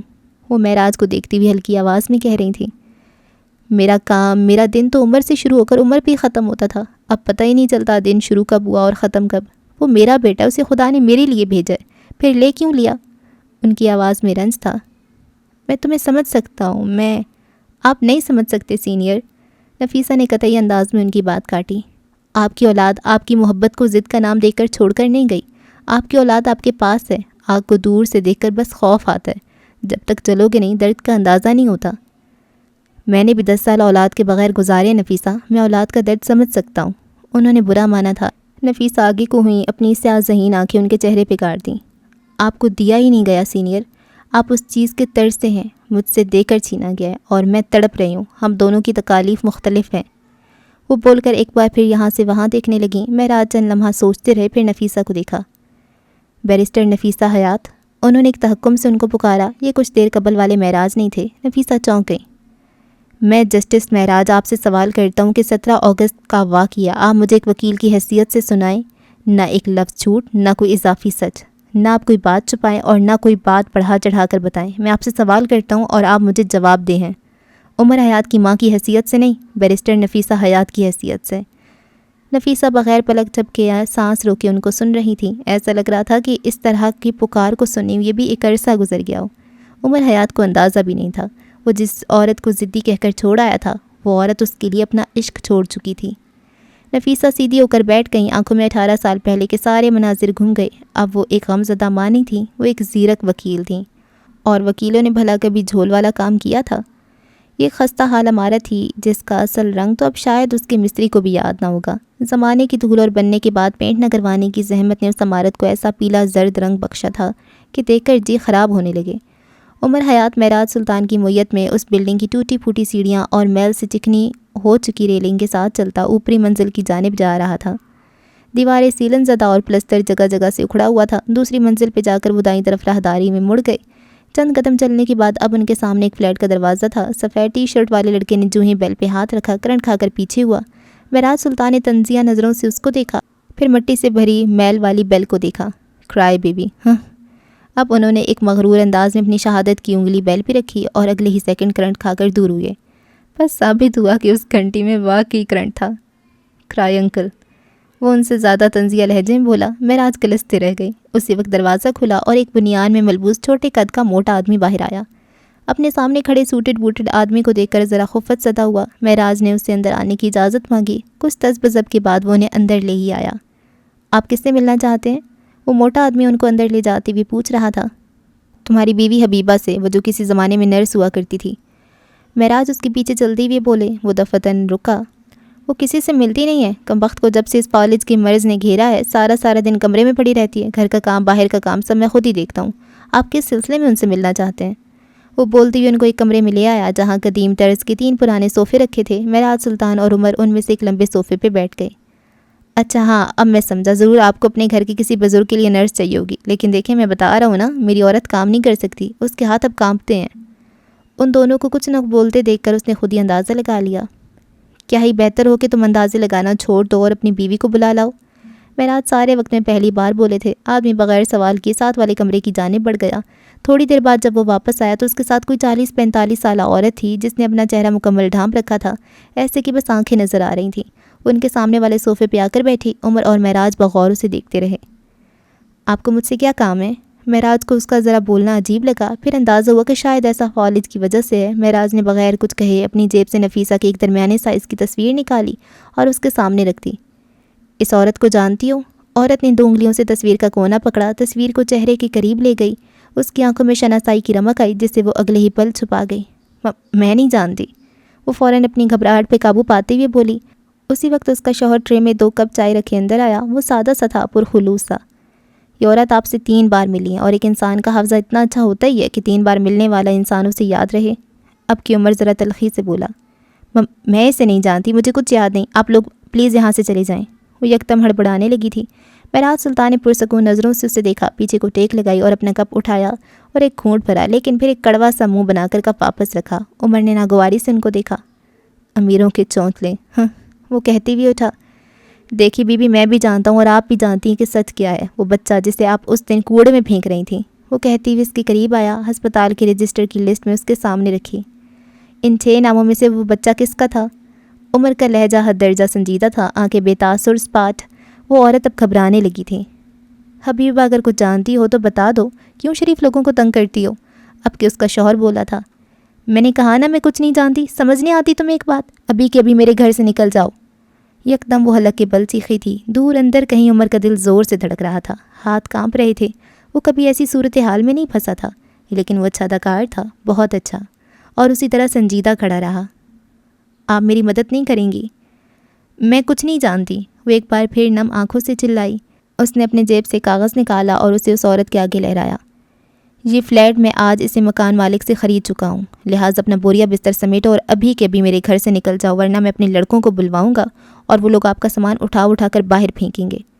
وہ آنکھوں میں سختی لیے ایک ایک لفظ پہ زور دیتا کہہ رہا تھا۔ حبیبہ کا خون خشک ہونے لگا تھا۔ عمر کہے گیا، اور تمہارے شوہر جس ورک شاپ پہ کام کرتا ہے وہ میرے باپ کے دوست کی ورک شاپ ہے۔ کل تک تمہارا شوہر کام سے فارغ ہوگا، سوچو تمہارا کیا ہوگا حبیبہ؟ تمہارا علاج، ہاسٹل میں پڑھنے والی تمہاری بیٹی کا خرچہ، تمہارے گھر کا راشن کہاں سے لاؤ گی؟ یہ سب تم بھوکی مر جاؤ گی، اور اگر بھوک سے نہ مری تو تمہاری بیماری تمہیں مار دے گی۔ اب فیصلہ تمہارا ہے، حقیقت یا پھر دربدری۔ وہ ایسے ٹھنڈے ٹھار لہجے میں بولا کہ حبیبہ کے ساتھ اس کے شوہر کی ریڑھ کی ہڈی میں سنسنی دوڑ گئی۔ حبیبہ دھپ سے صوفے پہ گری، چہرے کا رنگ اتر گیا تھا۔ معراج کو 100% یقین تھا کہ یہ مکان کی مال کی سب ڈرامہ تھا، بلیک میلر کی اولاد نہ ہو تو۔ عمر واپس اپنی جگہ پہ بیٹھا، چائے کا کپ اٹھایا اور اس کے بولنے کا منتظر رہا، پھر چائے کا کپ ہونٹوں تک لے گیا، لیکن اگلی لمحے ایک انتہائی بری شکل بناتے ہوئے اس نے کپ نیچے رکھا۔ معراج جو اسی کو دیکھ رہے تھے اس کے کان کے پاس جھکے۔ ہم امیروں کے چونچلے تو سمجھ آتے ہیں، لیکن تم غریبوں کتنے نخرے کیوں ہیں؟ وہ معصومیت سے پوچھ رہے تھے۔ میں اس عورت کے علاوہ 2 اور عورتوں کو بھی جانتی ہوں۔ حبیبہ نے مری مری آواز میں کہنا شروع کیا۔ عمر اور معراج پورے کے پورے اس کی جانب متوجہ ہو گئے۔ میں اس عورت کو کیسے بھول سکتی ہوں، یہ میری نوکری کھا گئی، اس نے کہنا شروع کیا۔ اس دن فروا اور حسینہ میٹرنٹی روم کے باہر بینچ پہ بیٹھی تھیں۔ گو کہ ایسے امراض کے لیے اس طرح کے بڑے بڑے ہسپتالوں میں شاہانہ ویٹنگ رومز بنے تھے، لیکن اس وقت وہ دونوں سخت پریشان تھیں۔ حسینہ کے ہاتھ میں چھوٹی تسبیح تھی جس کے دانے ہر سیکنڈ گرتے جا رہے تھے۔ ہلکے بھورے رنگ کے لون کی شلوار قمیض میں ملبوس، چہرے کے گرد بھورا دوپٹہ اوڑھے وہ باوقار لگ رہی تھیں۔ دفتن ان کا ہاتھ رکا، فینسی لون کی سلیو لیس ڈریس اور چہرے پہ پرفیکٹ میک اپ کیے فروا کے چہرے کو دیکھا۔ وہ اس دور میں کئی خوبصورت عورتوں کے حسن کو مات دیتی تھیں۔ فروا، ان کی پکار پہ وہ مڑی۔ مجھے تم سے یہ امید نہیں تھی۔ کیا ہوتا اگر تم مجھے فریحہ کی حالت کے بارے میں بتا دیتی؟ ان کے لہجے میں شکوہ تھا۔ فروا کے چہرے کے تاثرات سپاٹ ہو گئے۔ میری بھابھی میرا خاندان ہے، ان کے اچھے برے کی خبر بس مجھے ہونی چاہیے، ان کی خوشی اور غم سے بس میرا تعلق ہونا چاہیے۔ سلطان منزل کے لوگوں کی پہلے بھی ہم پہ بہت مہربانی ہے، مزید نہیں چاہتی میں۔ ان کے ہر لفظ میں تلخی تھی۔ لیکن فروا پھر بھی، حسینہ نے کچھ کہنا چاہا۔ بس بھابھی پلیز، میں اس وقت بہت پریشان ہوں اور خوش بھی۔ میرے بھائی کی نسل آنے والی ہے، کافی عرصے بعد ہمارے خاندان میں بھی کوئی خوشی آ رہی ہے، اسے سپوائل مت کریں۔ ان کا انداز قطعی تھا۔ دفتن وہ چونکی۔ ہسپتال کے جس کمرے میں فریحہ تھی، ان کے ڈاکٹر ہاتھ سے دستانے اتارتی باہر آ رہی تھیں۔ ان کا چہرہ ستا ہوا تھا۔ فروا کو بھی اختیار کچھ غلط ہونے کا احساس ہوا۔ وہ آنکھوں کی ساکت پتلیوں کے ساتھ ان کو اپنے قریب آتے دیکھتی رہیں۔ ڈاکٹر ان کے قریب آ کر رکی، ایک ہاتھ فروا کے برہنہ بازو پہ رکھا۔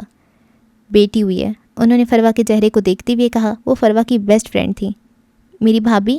فروا نے بس 2 لفظ پوچھے۔ فروا دیکھو وہ بہت ویک تھیں اور بلیڈنگ بہت زیادہ ہو گئی تھی۔ وہ عادت کے برخلاف لمبی تمہید باندھ رہی تھیں۔ ہم نے پوری کوشش کی لیکن وہ سروائیو نہیں کر سکیں۔ I am sorry for your loss honey. Farwa ٹھنڈے سفید چہرے کے ساتھ پیچھے ہوئی تھی۔ حسینہ نے آگے بڑھ کر ان کو تھامنا چاہا لیکن انہوں نے ہاتھ چھٹک دیے۔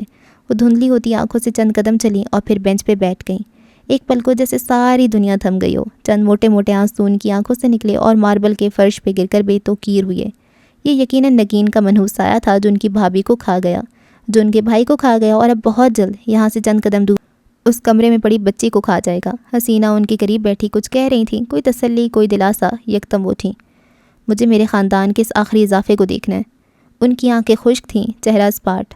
اس چند منٹ کی بچی کو اٹھاتے ہوئے فروا کو ایسا لگا تھا جیسے یہ بہت بڑا بوجھ ہو، جیسے کسی نے ان پہ اپنی اولاد سے زیادہ بڑی ذمہ داری ڈال دی ہو۔ انہوں نے جھک کر بچی کا ماتھا چوما۔ فروا تمہارے لیے جان دے بھی سکتی ہے اور لے بھی سکتی ہے مہرما۔ انہوں نے بچی کو نام دیا، ایک وثوق اکمان سے کہا گیا۔ اس نے جیسے اس کمزور نہیں بچی کے کانوں میں پژمردہ سنایا ہو۔ اب تم کیا کرو گی فروا؟ کیا تم اسے اپنے ساتھ رکھنے والی ہو؟ ڈاکٹر زیبش پوچھ رہی تھی۔ حسینہ کسی سے کال پہ بات کرتی ہوئے باہر چلی گئی تھیں۔ میں اسے پالوں گی، یہ میری بیٹی ہے، میرا خاندان۔ وہ اب تک اس بچی کو ہی دیکھ رہی تھی۔ دیکھو فروا، تم اس کی پھپھو ہو، تم اس کے لیے بہترین فیصلہ لے سکتی ہو، لیکن پھر بھی میں تم سے کہوں گی کہ جو بھی فیصلہ لو بہت پہلے سوچ سمجھ کر لینا۔ سلطان منزل میں تمہارے بھائی کی بیٹی کی کیا اوقات ہوگی؟ وہ کہہ رہی تھی اور فروا اب کے سر اٹھا کے ان کو سن رہی تھی۔ اس بچی کو وہاں سے بس نفرت ہی ملے گی، اور اگر نفرت نہ ملی تو محرومیاں ملیں گی۔ سوچو فروا، کون قبول کرے گا اسے؟ کیا تم اسے نگین کے ہونے والے بچے اور سفیر جیسا لائف سٹائل دے سکو گی؟ میں دے سکتی ہوں، یہ میری بھتیجی ہے، اس گھر پہ میرا حق ہے، میں ان کی بہو ہوں۔ پہلی تو بات ہے کہ تم بہو ہو اور نگین بیٹی۔ اس کا بچہ ایک سلطان ہوگا اور تمہاری بھتیجی، کیا وہ ساری زندگی کسی کے ٹکڑوں پہ پلے گی؟ کیا ساری زندگی بھیک کا کھائے گی؟ تم اسے ایک بہت گندی زندگی دینے جا رہی ہو۔ میں تم سے پھر کہوں گی سوچ لو۔ ویسے اگر میں نگین کی ڈاکٹر ہوتی تو کہہ دیتی یہ نگین کی بیٹی ہے، اس کے یہاں جڑوا بچے بھی ہیں۔ فروا سن سی اس کو سنے جا رہی تھی۔ یہ میں کیا بکواس کر رہی ہوں؟ زیبش نے خود کو ہی ٹوک دیا۔ ایک بار پھر سے فروا کا بازو تھپکا اور باہر نکل گئی۔ وہ بچی کو وہیں نرس کے چھوڑ کے باہر چلی آئی۔ ان کے دماغ کو ایک سراغ مل گیا تھا، اب بس اس پہ کام کرنا تھا۔ باہر حسینہ اسی طرح دوپٹہ چہرے کے گرد لپیٹے اپنی تسبیح میں مشغول تھیں۔ فروا چھوٹے چھوٹے قدم لیتی ان کے پاس آ کر بیٹھ گئیں۔ باڈی کب تک مل جائے گی فروا؟ انہوں نے نارمل انداز میں پوچھا۔ پتہ نہیں، مجھے کچھ نہیں پتہ، وہ تکان سے کہہ رہی تھیں۔ وہ باڈی کو غسل کے لیے لے گئے ہیں اور میری بھابھی کے پاس ان کی آخری غسل میں ان کے خاندان کا کوئی فرد نہیں ہوگا۔ کیا یہ ظلم نہیں ہے؟ انہوں نے گیلی آنکھوں سے حسینہ کا چہرہ دیکھا۔ اس رحم دل عورت کا دل فوراً پسیجا۔ ایسی باتیں کیوں کر رہی ہو فروا؟ تم اس کے پاس جا سکتی ہو، خاندان کا کوئی ایک فرد جا سکتا ہے، تم اپنی بھابھی کے آخری وقت میں اس کے ساتھ رہ سکتی ہو۔ میں نہیں جا سکتی، میں نہیں جا سکتی، وہ آواز کے ساتھ رونے لگیں۔ میں ان کو دیکھوں گی تو مجھے ابا یاد آئیں گے، میں ان کو دیکھوں گی تو اماں یاد آئیں گی۔ آنسو ان کی آنکھوں سے گرتے جا رہے تھے۔ میں ان کو دیکھوں گی تو مجھے میرا بھائی یاد آئے گا۔ میں اپنے خاندان کی لاشیں دیکھ دیکھ کر تھک چکی ہوں بھابھی، میں ان کو نہیں دیکھ سکتی۔ ان کے آخری وقت میں ان کے ساتھ نہیں رہ سکتی۔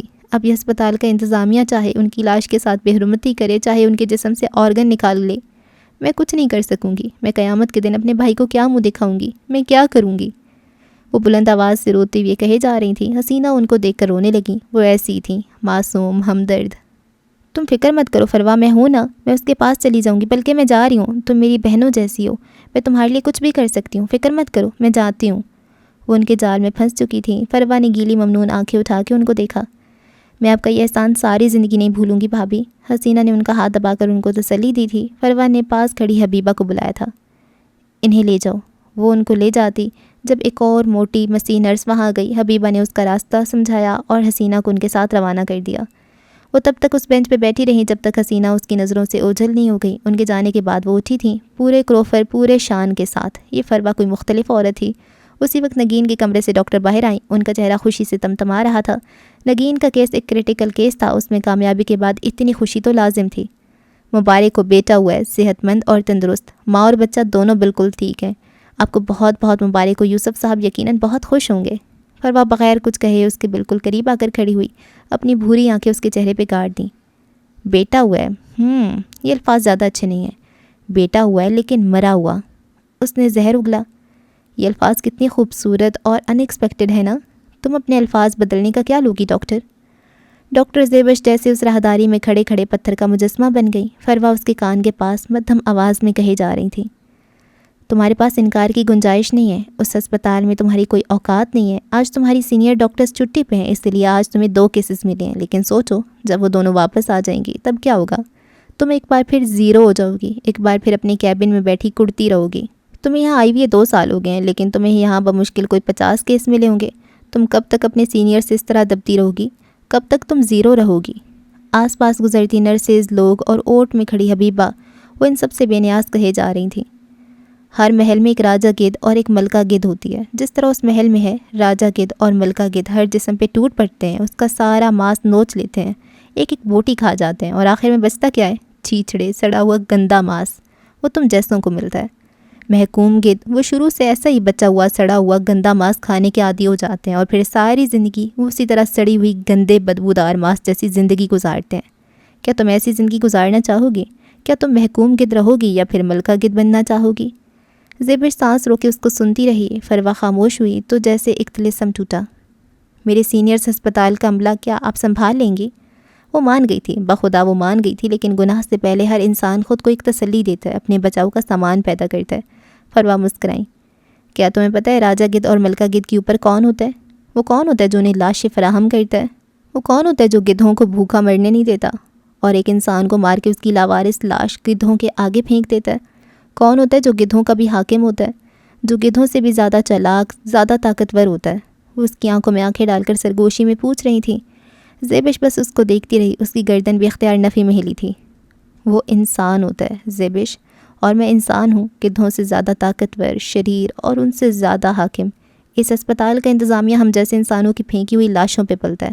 تم ان کی فکر نہ کرو، میں ان کو دیکھ لوں گی۔ تم مجھے یہ بتاؤ تم کیا چاہتی ہو؟ آپ کیا دے سکتی ہیں؟ اس کا ضمیر اسے آواز دے رہا تھا، چپ رہنے کو کہہ رہا تھا، یہاں سے چلے جانے کو کہہ رہا تھا، لیکن زیبش کے قدم جم چکے تھے۔ حرص سے، حسد سے اس کے اندر کا شر غالب آ چکا تھا۔ جب محکوم گدھ نے ملکہ بننے کا فیصلہ کر ہی لیا تو اسے اپنا محل بھی تو چاہیے ہوگا نا۔ فروا ذرا پیچھے کو ہوئی، دونوں ہاتھ کھول کر بازو پھیلا لیے۔ اس محل سے بہت بڑا، زیادہ پرتش، ملکہ کو اب آوارہ گدھوں کی طرح نہیں رہنا چاہیے، ہے نا؟ فروا نے اس کے چہرے کو دیکھتے ہوئے پوچھا۔ اسی وقت انہوں نے راہداری میں حسینہ کو آتے دیکھا۔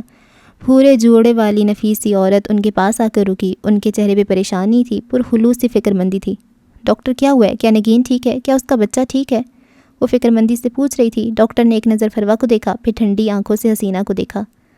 ہم بچے کو نہیں بچا سکے، وی آر سوری۔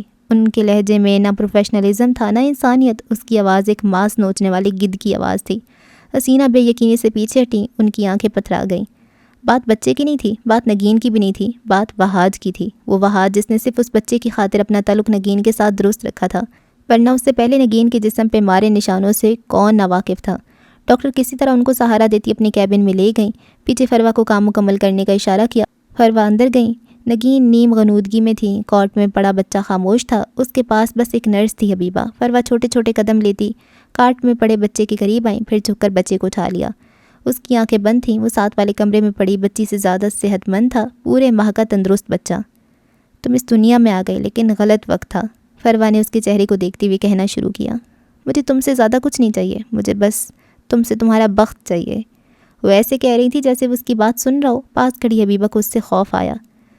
تم اگر آ گئے تو تم وہاج کے گھر نہیں رہو گے، یوسف سلطان تمہیں سلطان منزل لے آئے گا، اور پھر بتاؤ کیا ہوگا؟ وہ ایک دو لمحہ رکیں۔ مہرماں دب جائے گی، چھپ جائے گی، جس طرح میں نگین کی موجودگی میں دبتی رہتی ہوں، چھپتی رہتی ہوں۔ ہماری دوستی میں وہ ہمیشہ غالب رہی، حالانکہ میں زیادہ خوبصورت تھی۔ دیکھو مجھے، میں نگین سے زیادہ خوبصورت ہوں نا؟ اس نے حبیبہ کو دیکھ کر پوچھا۔ وہ چند لمحہ ٹکر ٹکر اس کا چہرہ دیکھتی رہی، پھر نظر موڑ کے ذرا فاصلے پہ لیٹی عورت کو دیکھا۔ یقیناً فروا زیادہ خوبصورت تھی، لیکن بے حیائی حسن کھا جاتی ہے، بے باکی حسن کو بے کشش کر دیتی ہے، جس طرح اس وقت فروا کے حسن کو 2 ٹکے کا کر دیا تھا۔ لیکن وہ اس عورت سے زیادہ خوفزدہ تھی، سو اس بات میں سر ہلا دیا۔ تم آ جاؤ گے تو مہر ماں کا بخت کھا جاؤ گے، اس کی موجودگی کھا جاؤ گے، اس کی کشش کھا جاؤ گے۔ تم آسیب ہو، اپنی ماں کی طرح میں تمہیں اپنی بچی کا بخت کھانے نہیں دوں گی۔ تمہیں اپنی ماں کی گناہوں کی سزا بھگتنی ہوگی۔ تمہاری ماں نے میرے بھائی سے شادی اس لیے نہیں کی تھی کیونکہ وہ میرا بھائی تھا۔ اسے میرے سے جڑے ہر شخص سے نفرت تھی۔ وہ کہتی ہے سانپوں کے بل سے سانپ ہی نکلتے ہیں، کیا ہو کہ ایک ایسا ہی سانپ میں اس کی جھولی میں ڈال دوں؟ اس نے ایک نظر نگین کو دیکھا۔ مجھے تم سے کوئی مسئلہ نہیں ہے، نہ تم سے کوئی نفرت ہے، لیکن جس طرح والدین کے ترکے پہ بچوں کا حق ہوتا ہے، اسی طرح والدین کا بویا ہوا کانٹا بچوں کا فرض ہوتا ہے۔ تم اپنی ماں کا بویا کاٹو گے، میں تمہیں غرق کر دوں گی۔ میں وقت کی خدا ہوں، میں تمہارا بخت در بدری لکھوں گی، میں تمہارے بخت میں تڑپ لکھوں گی، سسک کر مرنا لکھوں گی۔ تم شہنشاہ ہو کر غلاموں جیسی زندگی گزارو گے۔ اس نے ٹھنڈی سخت آواز میں کہتے ہوئے اس بچے کو حبیبہ کو تھمایا۔ جہنم رسید کر دو اسے۔ بی بی میں اس کا کیا کروں گی؟ دیکھیں یہ کیسا اچھا بچہ ہے، اس کو کسی یتیم خانے میں دے دیں۔ فروا اس کی سنے بغیر کمرے میں موجود ڈسٹ بن کی طرف گئیں اور اس کے اوپر چڑھا ہوا سیاہ شاپر اتارا، بچے کو جھپٹ کر اس کے ہاتھ سے لیا اور شاپر میں ڈال دیا۔ کچرے کے ڈھیر پہ پھینکاؤ، جاؤ۔ اس نے ایسی صفاقی سے کہا کہ حبیبہ کا خون خشک ہونے لگا۔ وہ فوراً سر ہلاتی شاپر اٹھائے باہر نکل آئی۔ یہاں سے چند قدم دور ڈاکٹر زیبش کے کمرے میں بیٹھی حسینہ کو کچھ سجھائی نہیں دے رہا تھا، وہ بس چپ گم سم بیٹھی تھی۔ یوسف سلطان، معراج، شمس اور وہاج کو کرفیو کا سامنا کرنا پڑ گیا تھا، اس وقت وہ ان کو کچھ بتا بھی نہیں سکتی تھی۔ مجھے آپ کے لیے پرسنلی دکھ ہو رہا ہے، ایک کا بچہ مر گیا اور ایک بیچاری بچے کو لا کر خود مر گئی، ڈاکٹر ان کے ہاتھ پہ ہاتھ رکھے فکر مندی سے کہہ رہی تھی۔ ایک تو آپ دونوں خاندانوں کے تعلقات بھی اچھے نہیں ہیں نا، ورنہ فریحہ کا بچہ نگین صاحبہ اڈاپٹ ہی کر لیتی۔ حسینہ نے جھٹکے سے گردن اٹھائی تھی، اسی وقت فروا بھی اندر داخل ہوئی۔ معافی چاہتی ہوں اگر آپ کو برا لگا ہو تو، لیکن سوچیں وہ بچی اب یتیم ہے اور اس کی پریگننسی کے بعد نگین کا دوبارہ ماں بننا بہت مشکل ہے، ایسے میں ان کے سسرال پہ اثر پڑ سکتا ہے۔ کوئی اثر نہیں پڑے گا، فروا کہتی ہوئی آگے آئیں۔ حسینہ نے ان کو امید سے دیکھا، وہ طلاق جھیل چکی تھیں، عورت کی مجبوری جانتی تھیں۔ وہاج کھڑے کھڑے نگین کو طلاق دے دے گا اور قصہ ختم۔ وہ ایسے کہہ رہی تھی جیسے کسی فلم کی کہانی ہو۔ حسینہ کو ایسے لگا جیسے کسی نے ان کا دل دبا دیا ہو۔ ایسے تو نہ کہو فروا، اس میں بھلا نگین کا کیا قصور؟ اس کا تب کیا قصور ہوتا تھا جب وہ اسے پاگلوں کی طرح مارتا تھا؟ اس کا تب کیا قصور تھا جب اس کے جسم پہ نیلے نشان بن جاتے تھے؟ وہاج ایک کمینہ انسان ہے، اس نے نگین کو صرف اس لیے قبول کر لیا تھا کہ وہ اس کے بچے کی ماں بننے والی ہے، اور جب یہ قصہ رہا ہی نہیں تو وہ اسے طلاق دینے میں 1 منٹ بھی نہیں لگائے گا۔ اگر نگین مجھ سے اتنی نفرت نہ کرتی ہوتی تو میں اپنی مہر ماں کو اس کی جھولی میں ڈال دیتی، کم از کم اس کی شادی تو بچ جاتی نا۔ آپ طلاق کا دکھ تو جانتی ہیں بھابھی۔ نگین ایک بار پھر بے آسرا ہو جائے گی، کاش میں اس کے لیے کچھ کر پاتی، کاش۔ اس نے اپنے لہجے میں دنیا جہان کا دکھ سمو لیا، وہ اچھی اداکارہ تھی۔ تم ابھی اس کے لیے بہت کچھ کر سکتی ہو فروا۔ یکدم حسینہ معراج کا لہجہ فیصلہ کن ہو گیا۔ فروا نے ناسمجھی سے اس کو دیکھا۔ نگین کا گھر بچا لو فروا پلیز، طلاق بہت بڑی اذیت ہے، بہت بڑا دھبا ہے۔ نگین میرے لیے میرے بچوں کی طرح ہے، میں اسے اچھی زندگی دینا چاہتی ہوں۔ لیکن میں کیا کر سکتی ہوں بھابھی؟ حسینہ اپنی جگہ سے اٹھیں، فروا کے دونوں ہاتھ تھام لیے۔ تم وہ بچی نگین کو دے دو، فروا نے ہاتھ چھوڑانے چاہے۔ وہ میرے خاندان کی بچی کو کبھی قبول نہیں کرے گی بھابھی، اس کا ایک حل ہے، پیچھے سے ڈاکٹر زیبش نے پکارا۔ اگر آپ میرے ساتھ موجود سٹاف کا منہ بند کروا دیں تو میں نگین اور ان کے شوہر سے یہی کہوں گی کہ ان کے ہاں بیٹی ہوئی ہے، اور آپ سب کو فریحہ کی موت کی وجہ بھی بتانے کی ضرورت نہیں ہے۔ آپ جیسے لوگوں کے لیے ہسپتال کی رپورٹس بدلوانا کوئی مشکل بات تو نہیں۔ حسینہ نے ایک التجا سے فروا کو دیکھا۔ فروا نے گیلی آنکھوں سے اس بات میں سر ہلا دیا تھا۔ شیطان نے ان سے گناہ کروا لیا تھا، اور اس طرح کہ وہ شیطان کو بھی الزام نہ دے سکیں۔ کاش ابلیس کو سزا کے طور پہ ٹھوکر نہ ملتی، کاش اسے عرش پہ زندہ جلا دیا گیا ہوتا۔ یہاں سے ذرا سا فاصلہ طے کر کے ہسپتال کی پچھلی طرف رکھے کچرے کے بڑے بڑے ڈرمز کی طرف جاؤ تو حبیبہ اس روتے بلکتے بچے کو شاپر سے نکال رہی تھی۔ وہ بچہ ایسے گلا پھاڑ پھاڑ کر رو رہا تھا کہ ایک پل کو حبیبہ ٹھہر سی گئی۔ اس نے آج تک کسی نوزائیدہ بچے کو اس طرح روتے نہیں دیکھا تھا۔ اس کے منہ پہ ہاتھ رکھ کر اسے چپ کروانا چاہتی تھی یا اس کا گلا گھونٹ کر اس کو یہیں کچرے میں پھینک کر چلے جانا چاہتی تھی، جب ایک آواز پہ وہ بری طرح ڈر کر اچھلی۔ اے کیا کر رہی ہو؟ یہ پکار جانی پہچانی تھی۔ یہ کوئی باوقار دبنگ سی عورت تھی۔ سیاہ آنکھوں میں چبھن لیے وہ اس کے قریب چلی آئی۔ بچے نے شاید اپنا مسیحا پہچان لیا تھا۔ وہ تیز آواز میں رونے لگا۔ کچھ نہیں بی بی، کوڑا پھینکنے آئی ہوں۔ وہ جلد سے جلد اپنی جان چھڑانا چاہتی تھی۔ کوڑا اتنی آوازیں کب سے کرنے لگا؟ اس کے لہجے میں کاٹ تھی اور اب حبیبہ کے بالکل سامنے کھڑی تھی۔ دفتن حبیبہ نے پینترا بدلا۔ بی بی اس کے قریب نہ جانا، یہ شیطان کا بچہ، اس کی ماں خود اس کو پھینکنا چاہتی ہے۔ اس نے لہجے میں پوری اسراریت پیدا کرنی چاہیے۔ خدا کی قسم بی بی، اس کا سر الٹا ہے، پیر ٹیڑھے اور ہاتھ، وہ تو سرے سے ہے ہی نہیں، نرا شیطان ہے بی بی، نرا شیطانہ سیب ہے۔ یہ روتا ہے تو ایسے لگتا ہے جیسے ابلیس ہنس رہا ہو۔ میں تو ثواب کا کام کر رہی ہوں، اس جیسے شیطان کو زندہ درگور کر دوں گی۔ آپ جاؤ بی بی، خدا کے لیے۔ وہ آنکھیں بڑی کر کے، آواز ہلکی کر کے بڑی ہی کوئی پراسرار سی بات بتا رہی تھی۔ نفیسہ نے ابرو اچکا کے اس کو دیکھا۔ اچھا، سر الٹا، پیر ٹیڑھے اور ہاتھ سرے سے ہے ہی نہیں۔ اس نے فوراً زور زور سے اس بات میں سر ہلایا تھا۔ شیطان کا بچہ، ساؤنڈ انٹرسٹنگ۔ یہ شیطان ہے تو پھر میں وکیل ہوں، اس جیسے ہزار شیطان اگل اور نگل چکی ہوں، ذرا میں بھی تو دیکھوں اس شیطان کو۔ اس نے جھک کر شاپر سے اس بچے کو نکالا۔ یکدم وہ روتا بلکتا بچہ خاموش ہو گیا۔ نفیسہ ٹھہر گئی، بالکل ساکت۔ اس بچے نے اپنی پوری آنکھیں کھول کر نفیسہ کو دیکھا اور اسے اب لگا تھا کہ وہ ان آنکھوں کو دیکھے بغیر مر جائے گی۔ نفیسہ نے اس کے ہاتھ دیکھے، اس کے پیر دیکھے، وہ سلامت تھا، صحت مند تندرست بچہ۔ حبیبہ اب تک اس کے چپ ہو جانے کے شوق میں تھی۔ وہ نہیں جانتی تھی کہ یہ بچہ رو نہیں رہا تھا، اس نے پیدا ہونے کے اگلے ہی گھنٹے اپنی بقا کی جنگ لڑی تھی۔ یہ تمہیں شیطان کا بچہ لگتا ہے؟ نفیسہ ہررائی تھی۔ ابھی کے ابھی چلو میرے ساتھ اور اس بچے کو اس کی ماں کے حوالے کرو۔ خدا جانے کس تکلیف میں ہوگی وہ عورت۔ تم لوگوں پہ خدا کی لعنت ہو، کسی کا بچہ کسی سے الگ کرتے تمہیں شرم نہیں آتی؟ وہ بلند آواز میں سختی سے کہہ رہی تھیں۔ خدا کی قسم لے لو بی بی، میں اس معاملے میں شامل نہیں ہوں، اس کے خاندان والوں نے خود اس کو یہیں پھینکنے کو بولا ہے۔ وہ اب رونے لگی تھی۔ آپ خود سوچو یہ اسپتال کتنا بڑا ہے، یہاں کے ڈاکٹر، یہاں کی انتظامیہ، کیا مجھ جیسی نرس ان سب کو ڈوز دے سکتی ہے؟ خدا کا واسطہ ہے آپ اس کو لے جاؤ، اسے لے جاؤ، ورنہ یہ عورت اس کو مار دے گی۔ نفیسہ کو اس کی بات میں وزن معلوم ہوا۔ وہ کچھ کہنا چاہتی تھی، پھر یکدم رکی۔ بچہ نیلا پڑ رہا تھا، شاید اس گندے شاپر کی وجہ سے، شاید اتنا رونے کی وجہ سے۔ اسے اسپتال سے لے کر جانا ہوگا، لیکن کم از کم اس ہسپتال نہیں۔ جلدی جلدی مجھے اپنا نمبر لکھواؤ اور اپنا ایڈریس، میں ابھی اس بچے کو ہسپتال لے جاؤں گی، لیکن میں تم سے ملنے آؤں گی کچھ دن بعد۔ وہ بچے کو فکر مندی سے دیکھ رہی تھی، دل جیسے ڈوبتا جا رہا تھا۔ یہ اس بچے کا وجود نہیں تھا جو نیلا پڑ رہا تھا، یہ نفیسہ کا وجود بھی تھا جو سبز پڑ رہا تھا۔ اس عورت نے جلدی جلدی اپنا نمبر لکھوایا۔ نفیسہ مشکوک ہوئی۔ یہ تو تمہارے ماموں کا نمبر ہے نا؟ نہیں جی، خدا کی قسم یہ میرے پچھلے پڑوسیوں کا نمبر ہے۔ وہ بے دہانے میں کیا بول گئی، اسے اب اندازہ ہوا۔ نفیسہ اس کے بالکل قریب آ کر رکی، اپنی شیرنی جیسی آنکھوں سے اس کی آنکھوں میں دیکھا۔ میں نفیسہ حیات ہوں، میں دنیا کو ڈوز دیتی ہوں، دنیا مجھے ڈوز نہیں دے سکتی۔ وکیلوں سے بڑا فراڈ یا کسی ماں نے آج تک جنا ہی نہیں۔ تم میرے ساتھ فراڈ کرو گی؟ نہ ان کا لہجہ بلند تھا نہ سخت، پھر بھی حبیبہ کو اپنے رونگٹے کھڑے ہوتے محسوس ہوئے۔ بچے کے دل کی دھڑکن اب رک رک کے چل رہی تھی، لیکن وہ چل رہی تھی۔ وہ کچرے کی نظر نہیں ہوا تھا، اس نے خود کو بچا لیا تھا۔ وہ اپنی بقا کی جنگ لڑا تھا اور دور ہاسپٹل کے کمرے میں موجود فروا کو لگا تھا کہ اس نے درخت اکھاڑ پھینکا ہے۔ اس بات سے بے خبر کہ وہ درخت اپنی جڑیں مضبوط کرنے والی زمین پہ جا لگا ہے۔ وہ اس بات سے انجان تھی کہ کسی کا بخت وہ واحد چیز ہے جو آپ نہیں چھین سکتے۔ نفیسہ نے وہیں کھڑے کھڑے اس بچے کو عمر حیات کا نام دے دیا تھا۔ کئی سالوں بعد اس چھوٹے ڈربے نما فلیٹ میں واپس آؤ تو عمر حیات اور معراج سلطان سنجیدگی سے اس کی بات سن رہے تھے۔ عمر کے چہرے پہ کوئی تاثر نہیں تھا، جبکہ معراج کو لگا تھا کہ جیسے ان کا دل رک گیا ہو۔ وہ فروا نام سے واقف تھا، وہ نگین نام سے واقف تھے، لیکن وہ اپنی بیوی کی اس قدر بے وقوفانہ حرکت سے واقف نہیں تھے۔ حبیبہ گیلی آنکھیں اور روندے ہوئے لہجے میں کہے جا رہی تھی، اس دن مجھے نوکری سے نکال دیا گیا اور میرا لائسنس کینسل ہو گیا۔ یہ سب اس نفیسہ نے کیا تھا۔ اس نے مجھ سے کہا کہ جو انسان اپنے کام کے ساتھ وفادار نہ ہو اسے اس کام کے کرنے کا حق نہیں ہے۔ اس دن کے بعد نفیسہ 2 بار مجھ سے ملنے آئی، مجھ سے فروا کا پتہ پوچھا، میں جتنا جانتی تھی بتا دیا۔ اس نے چہرہ اٹھا کر معراج کو دیکھا، ان کا چہرہ لٹھے کی مانند سفید تھا۔ وہ بے جان قدموں سے اٹھ کر اس کے قریب آئے، اپنا موبائل نکال کر فروا کی ایک تصویر اس کے آگے کی۔ کیا یہ وہ عورت ہے جس نے تم سے بچے کو پھینکنے کو کہا؟ ان کی آواز کانپ رہی تھی، آنکھیں گیلی ہوتی جا رہی تھیں۔ حبیبہ نے نفرت سے منہ پھیر لیا اور گردن کو اس بات میں ہلایا۔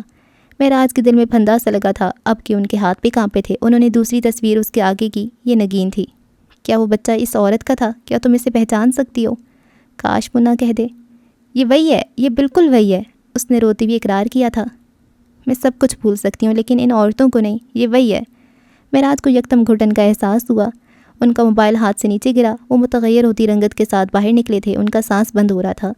عمر کی آنکھیں اپنی جانب اس لیے کھینچتی تھیں کیونکہ وہ ان کی اپنی آنکھیں تھیں۔ اس پہ اس لیے پیار آتا تھا کیونکہ وہ ان کا خون تھا۔ عمر موبائل اٹھائے ان کے پیچھے بھاگا تھا۔ وہ بغیر کسی کو دیکھے اندھا دھند سیڑھیاں اتر رہے تھے۔ سیڑھیوں کی پھسلن، میل زدہ گریل، گھٹتا ہوا سانس، کچھ بھی اتنا تکلیف دہ نہیں تھا جتنا یہ کہ ان کا بھانجا اتنا عرصہ ایک الگ پہچان کے ساتھ کسی معمولی محلے میں رہتا رہا ہے۔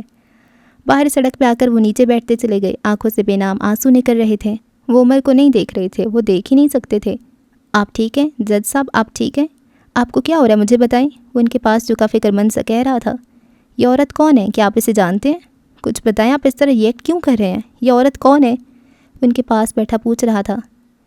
یہ تمہاری ماں ہے عمر۔ تم عمر حیات نہیں ہو، تم عمر وہاج ہو۔ یہ تمہاری ماں ہے اور میری بہن۔ تم میرے بھانجے ہو، تم میرا خون ہو۔ وہ آنکھیں جھکائے ہلکی آواز میں کہے جا رہے تھے۔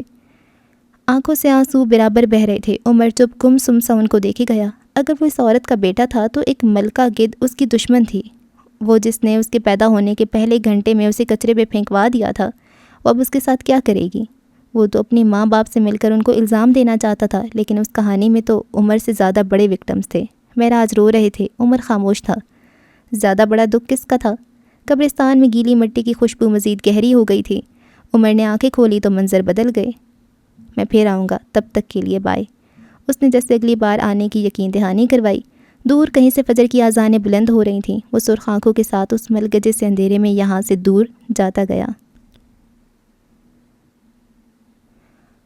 فجر کی اذان سلطان منزل میں بھی گونج رہی تھی۔ سیڑھیاں چڑھ کر دائیں طرف مڑ کر اگر حسینہ معراج کے کمرے میں جاؤ تو وہ اپنے بیڈ گراؤنڈ سے ٹیک لگائے پیر لمبے کیے بیٹھی تھی۔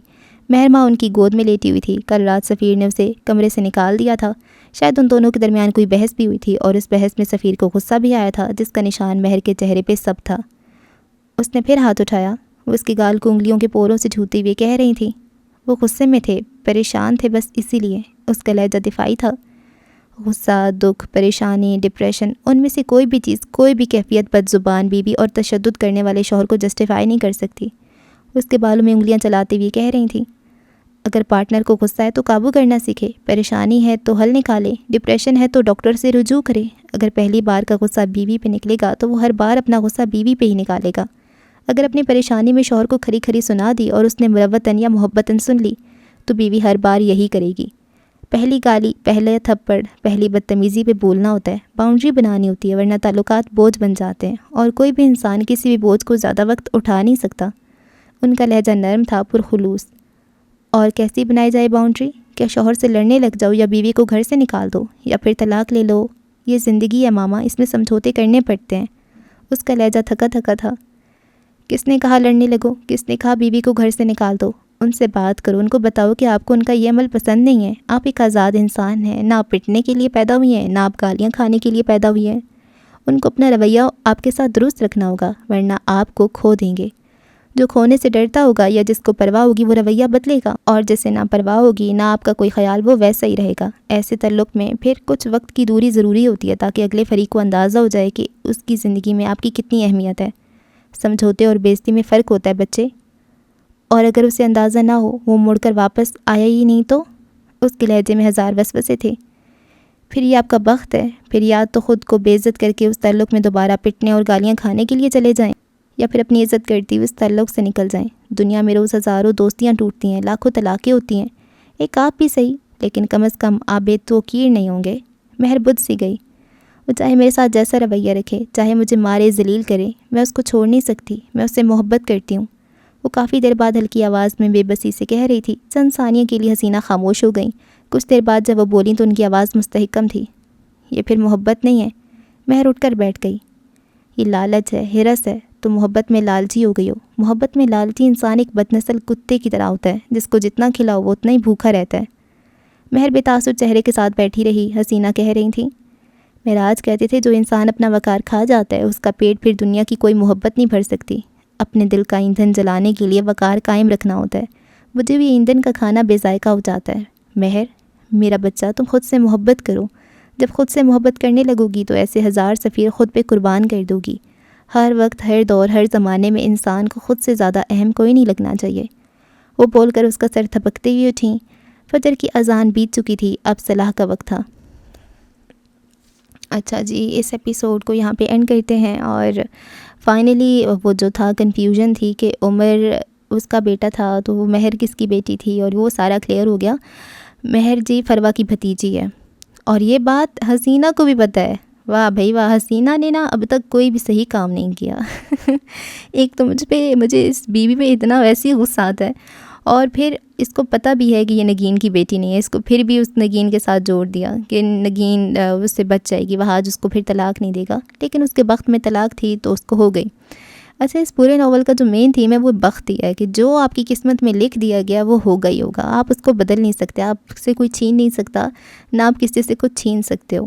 اس نے مہر ماں کو یہاں لایا کہ یہاں پر وہ بڑی اچھی زندگی گزارے گی، لیکن وہ یہاں پر بھی محرومیاں ہی دیکھ رہی ہے، اور ترس ہی رہی ہے نا ایک طرح سے، اور عمر ہر جگہ پہ وہ ابھی بھی شہنشاہی بنا ہوا ہے۔ تو اس میں ساری وہ بخت والی بات آ جاتی ہے۔ خیر، ہمیں تو اب نہیں پتہ ہمارا بخت کیسا ہے، اللہ بہتر ہی کرے، اب تک تو اچھا ہی جا رہا ہے۔ ہاں، تو میں کیا کہہ رہی تھی، اچھا کہیں ایسا نہیں تھا، مجھے لگ رہا ہے میں نے کہیں پڑھا ہے، اور مجھے تھوڑا تھوڑا لگ رہا ہے کہ جیسے نگین کی ٹوینس پیدا ہوئی ہیں، جڑواں بچے، ایسی کوئی بات ہوئی تھی پیچھے کہیں؟ مجھے لگ رہا ہے میں اس کو دوبارہ سے کنفرم کر لوں، کیونکہ وہ ڈاکٹر کہہ رہی ہوتی ہے نا کہ نگین کے 2 بچے بھی ہیں۔ کہاں ہیں؟ اگر اس کے 2 بچے تھے تو وہ دوسرا بچہ کہاں گیا ہے نا؟ کیا پتہ ایک ہی بچہ ہوا ہو۔ مہر دب جائے گی، کہاں ہے؟ فروا زیادہ خوبصورت سے، فروا اتنی خوبصورت ہے پتہ چلا، مجھے لگا تھا نگین ہی پیاری ہے۔ وہ ڈاکٹر زیبش بتا رہی ہوتی ہے نا۔ اچھا، اور اچھا یہ جو پچھلی سینز ہوئی ہیں وہ اس والے، وہ کیا نام تھا، شہتاج والے، وہ بڑے اچھے تھے، اور فائنلی حالے کی آنکھوں سے پٹی ہٹ گئی اور وہ عمر کے ساتھ اچھی ہو گئی، تو یہ اچھی چیز ہے، شکر ہے۔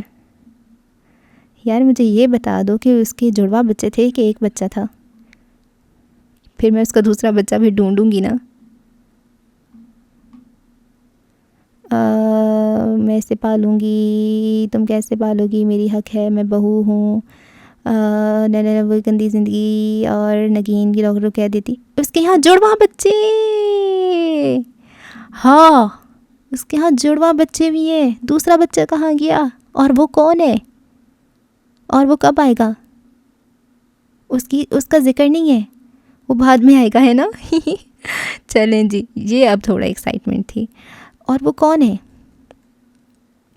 ہے نا، میرے تو دماغ میں کوئی آ ہی نہیں رہا، چلے نا دیکھتے ہیں، مزہ آئے گا، ہے نا۔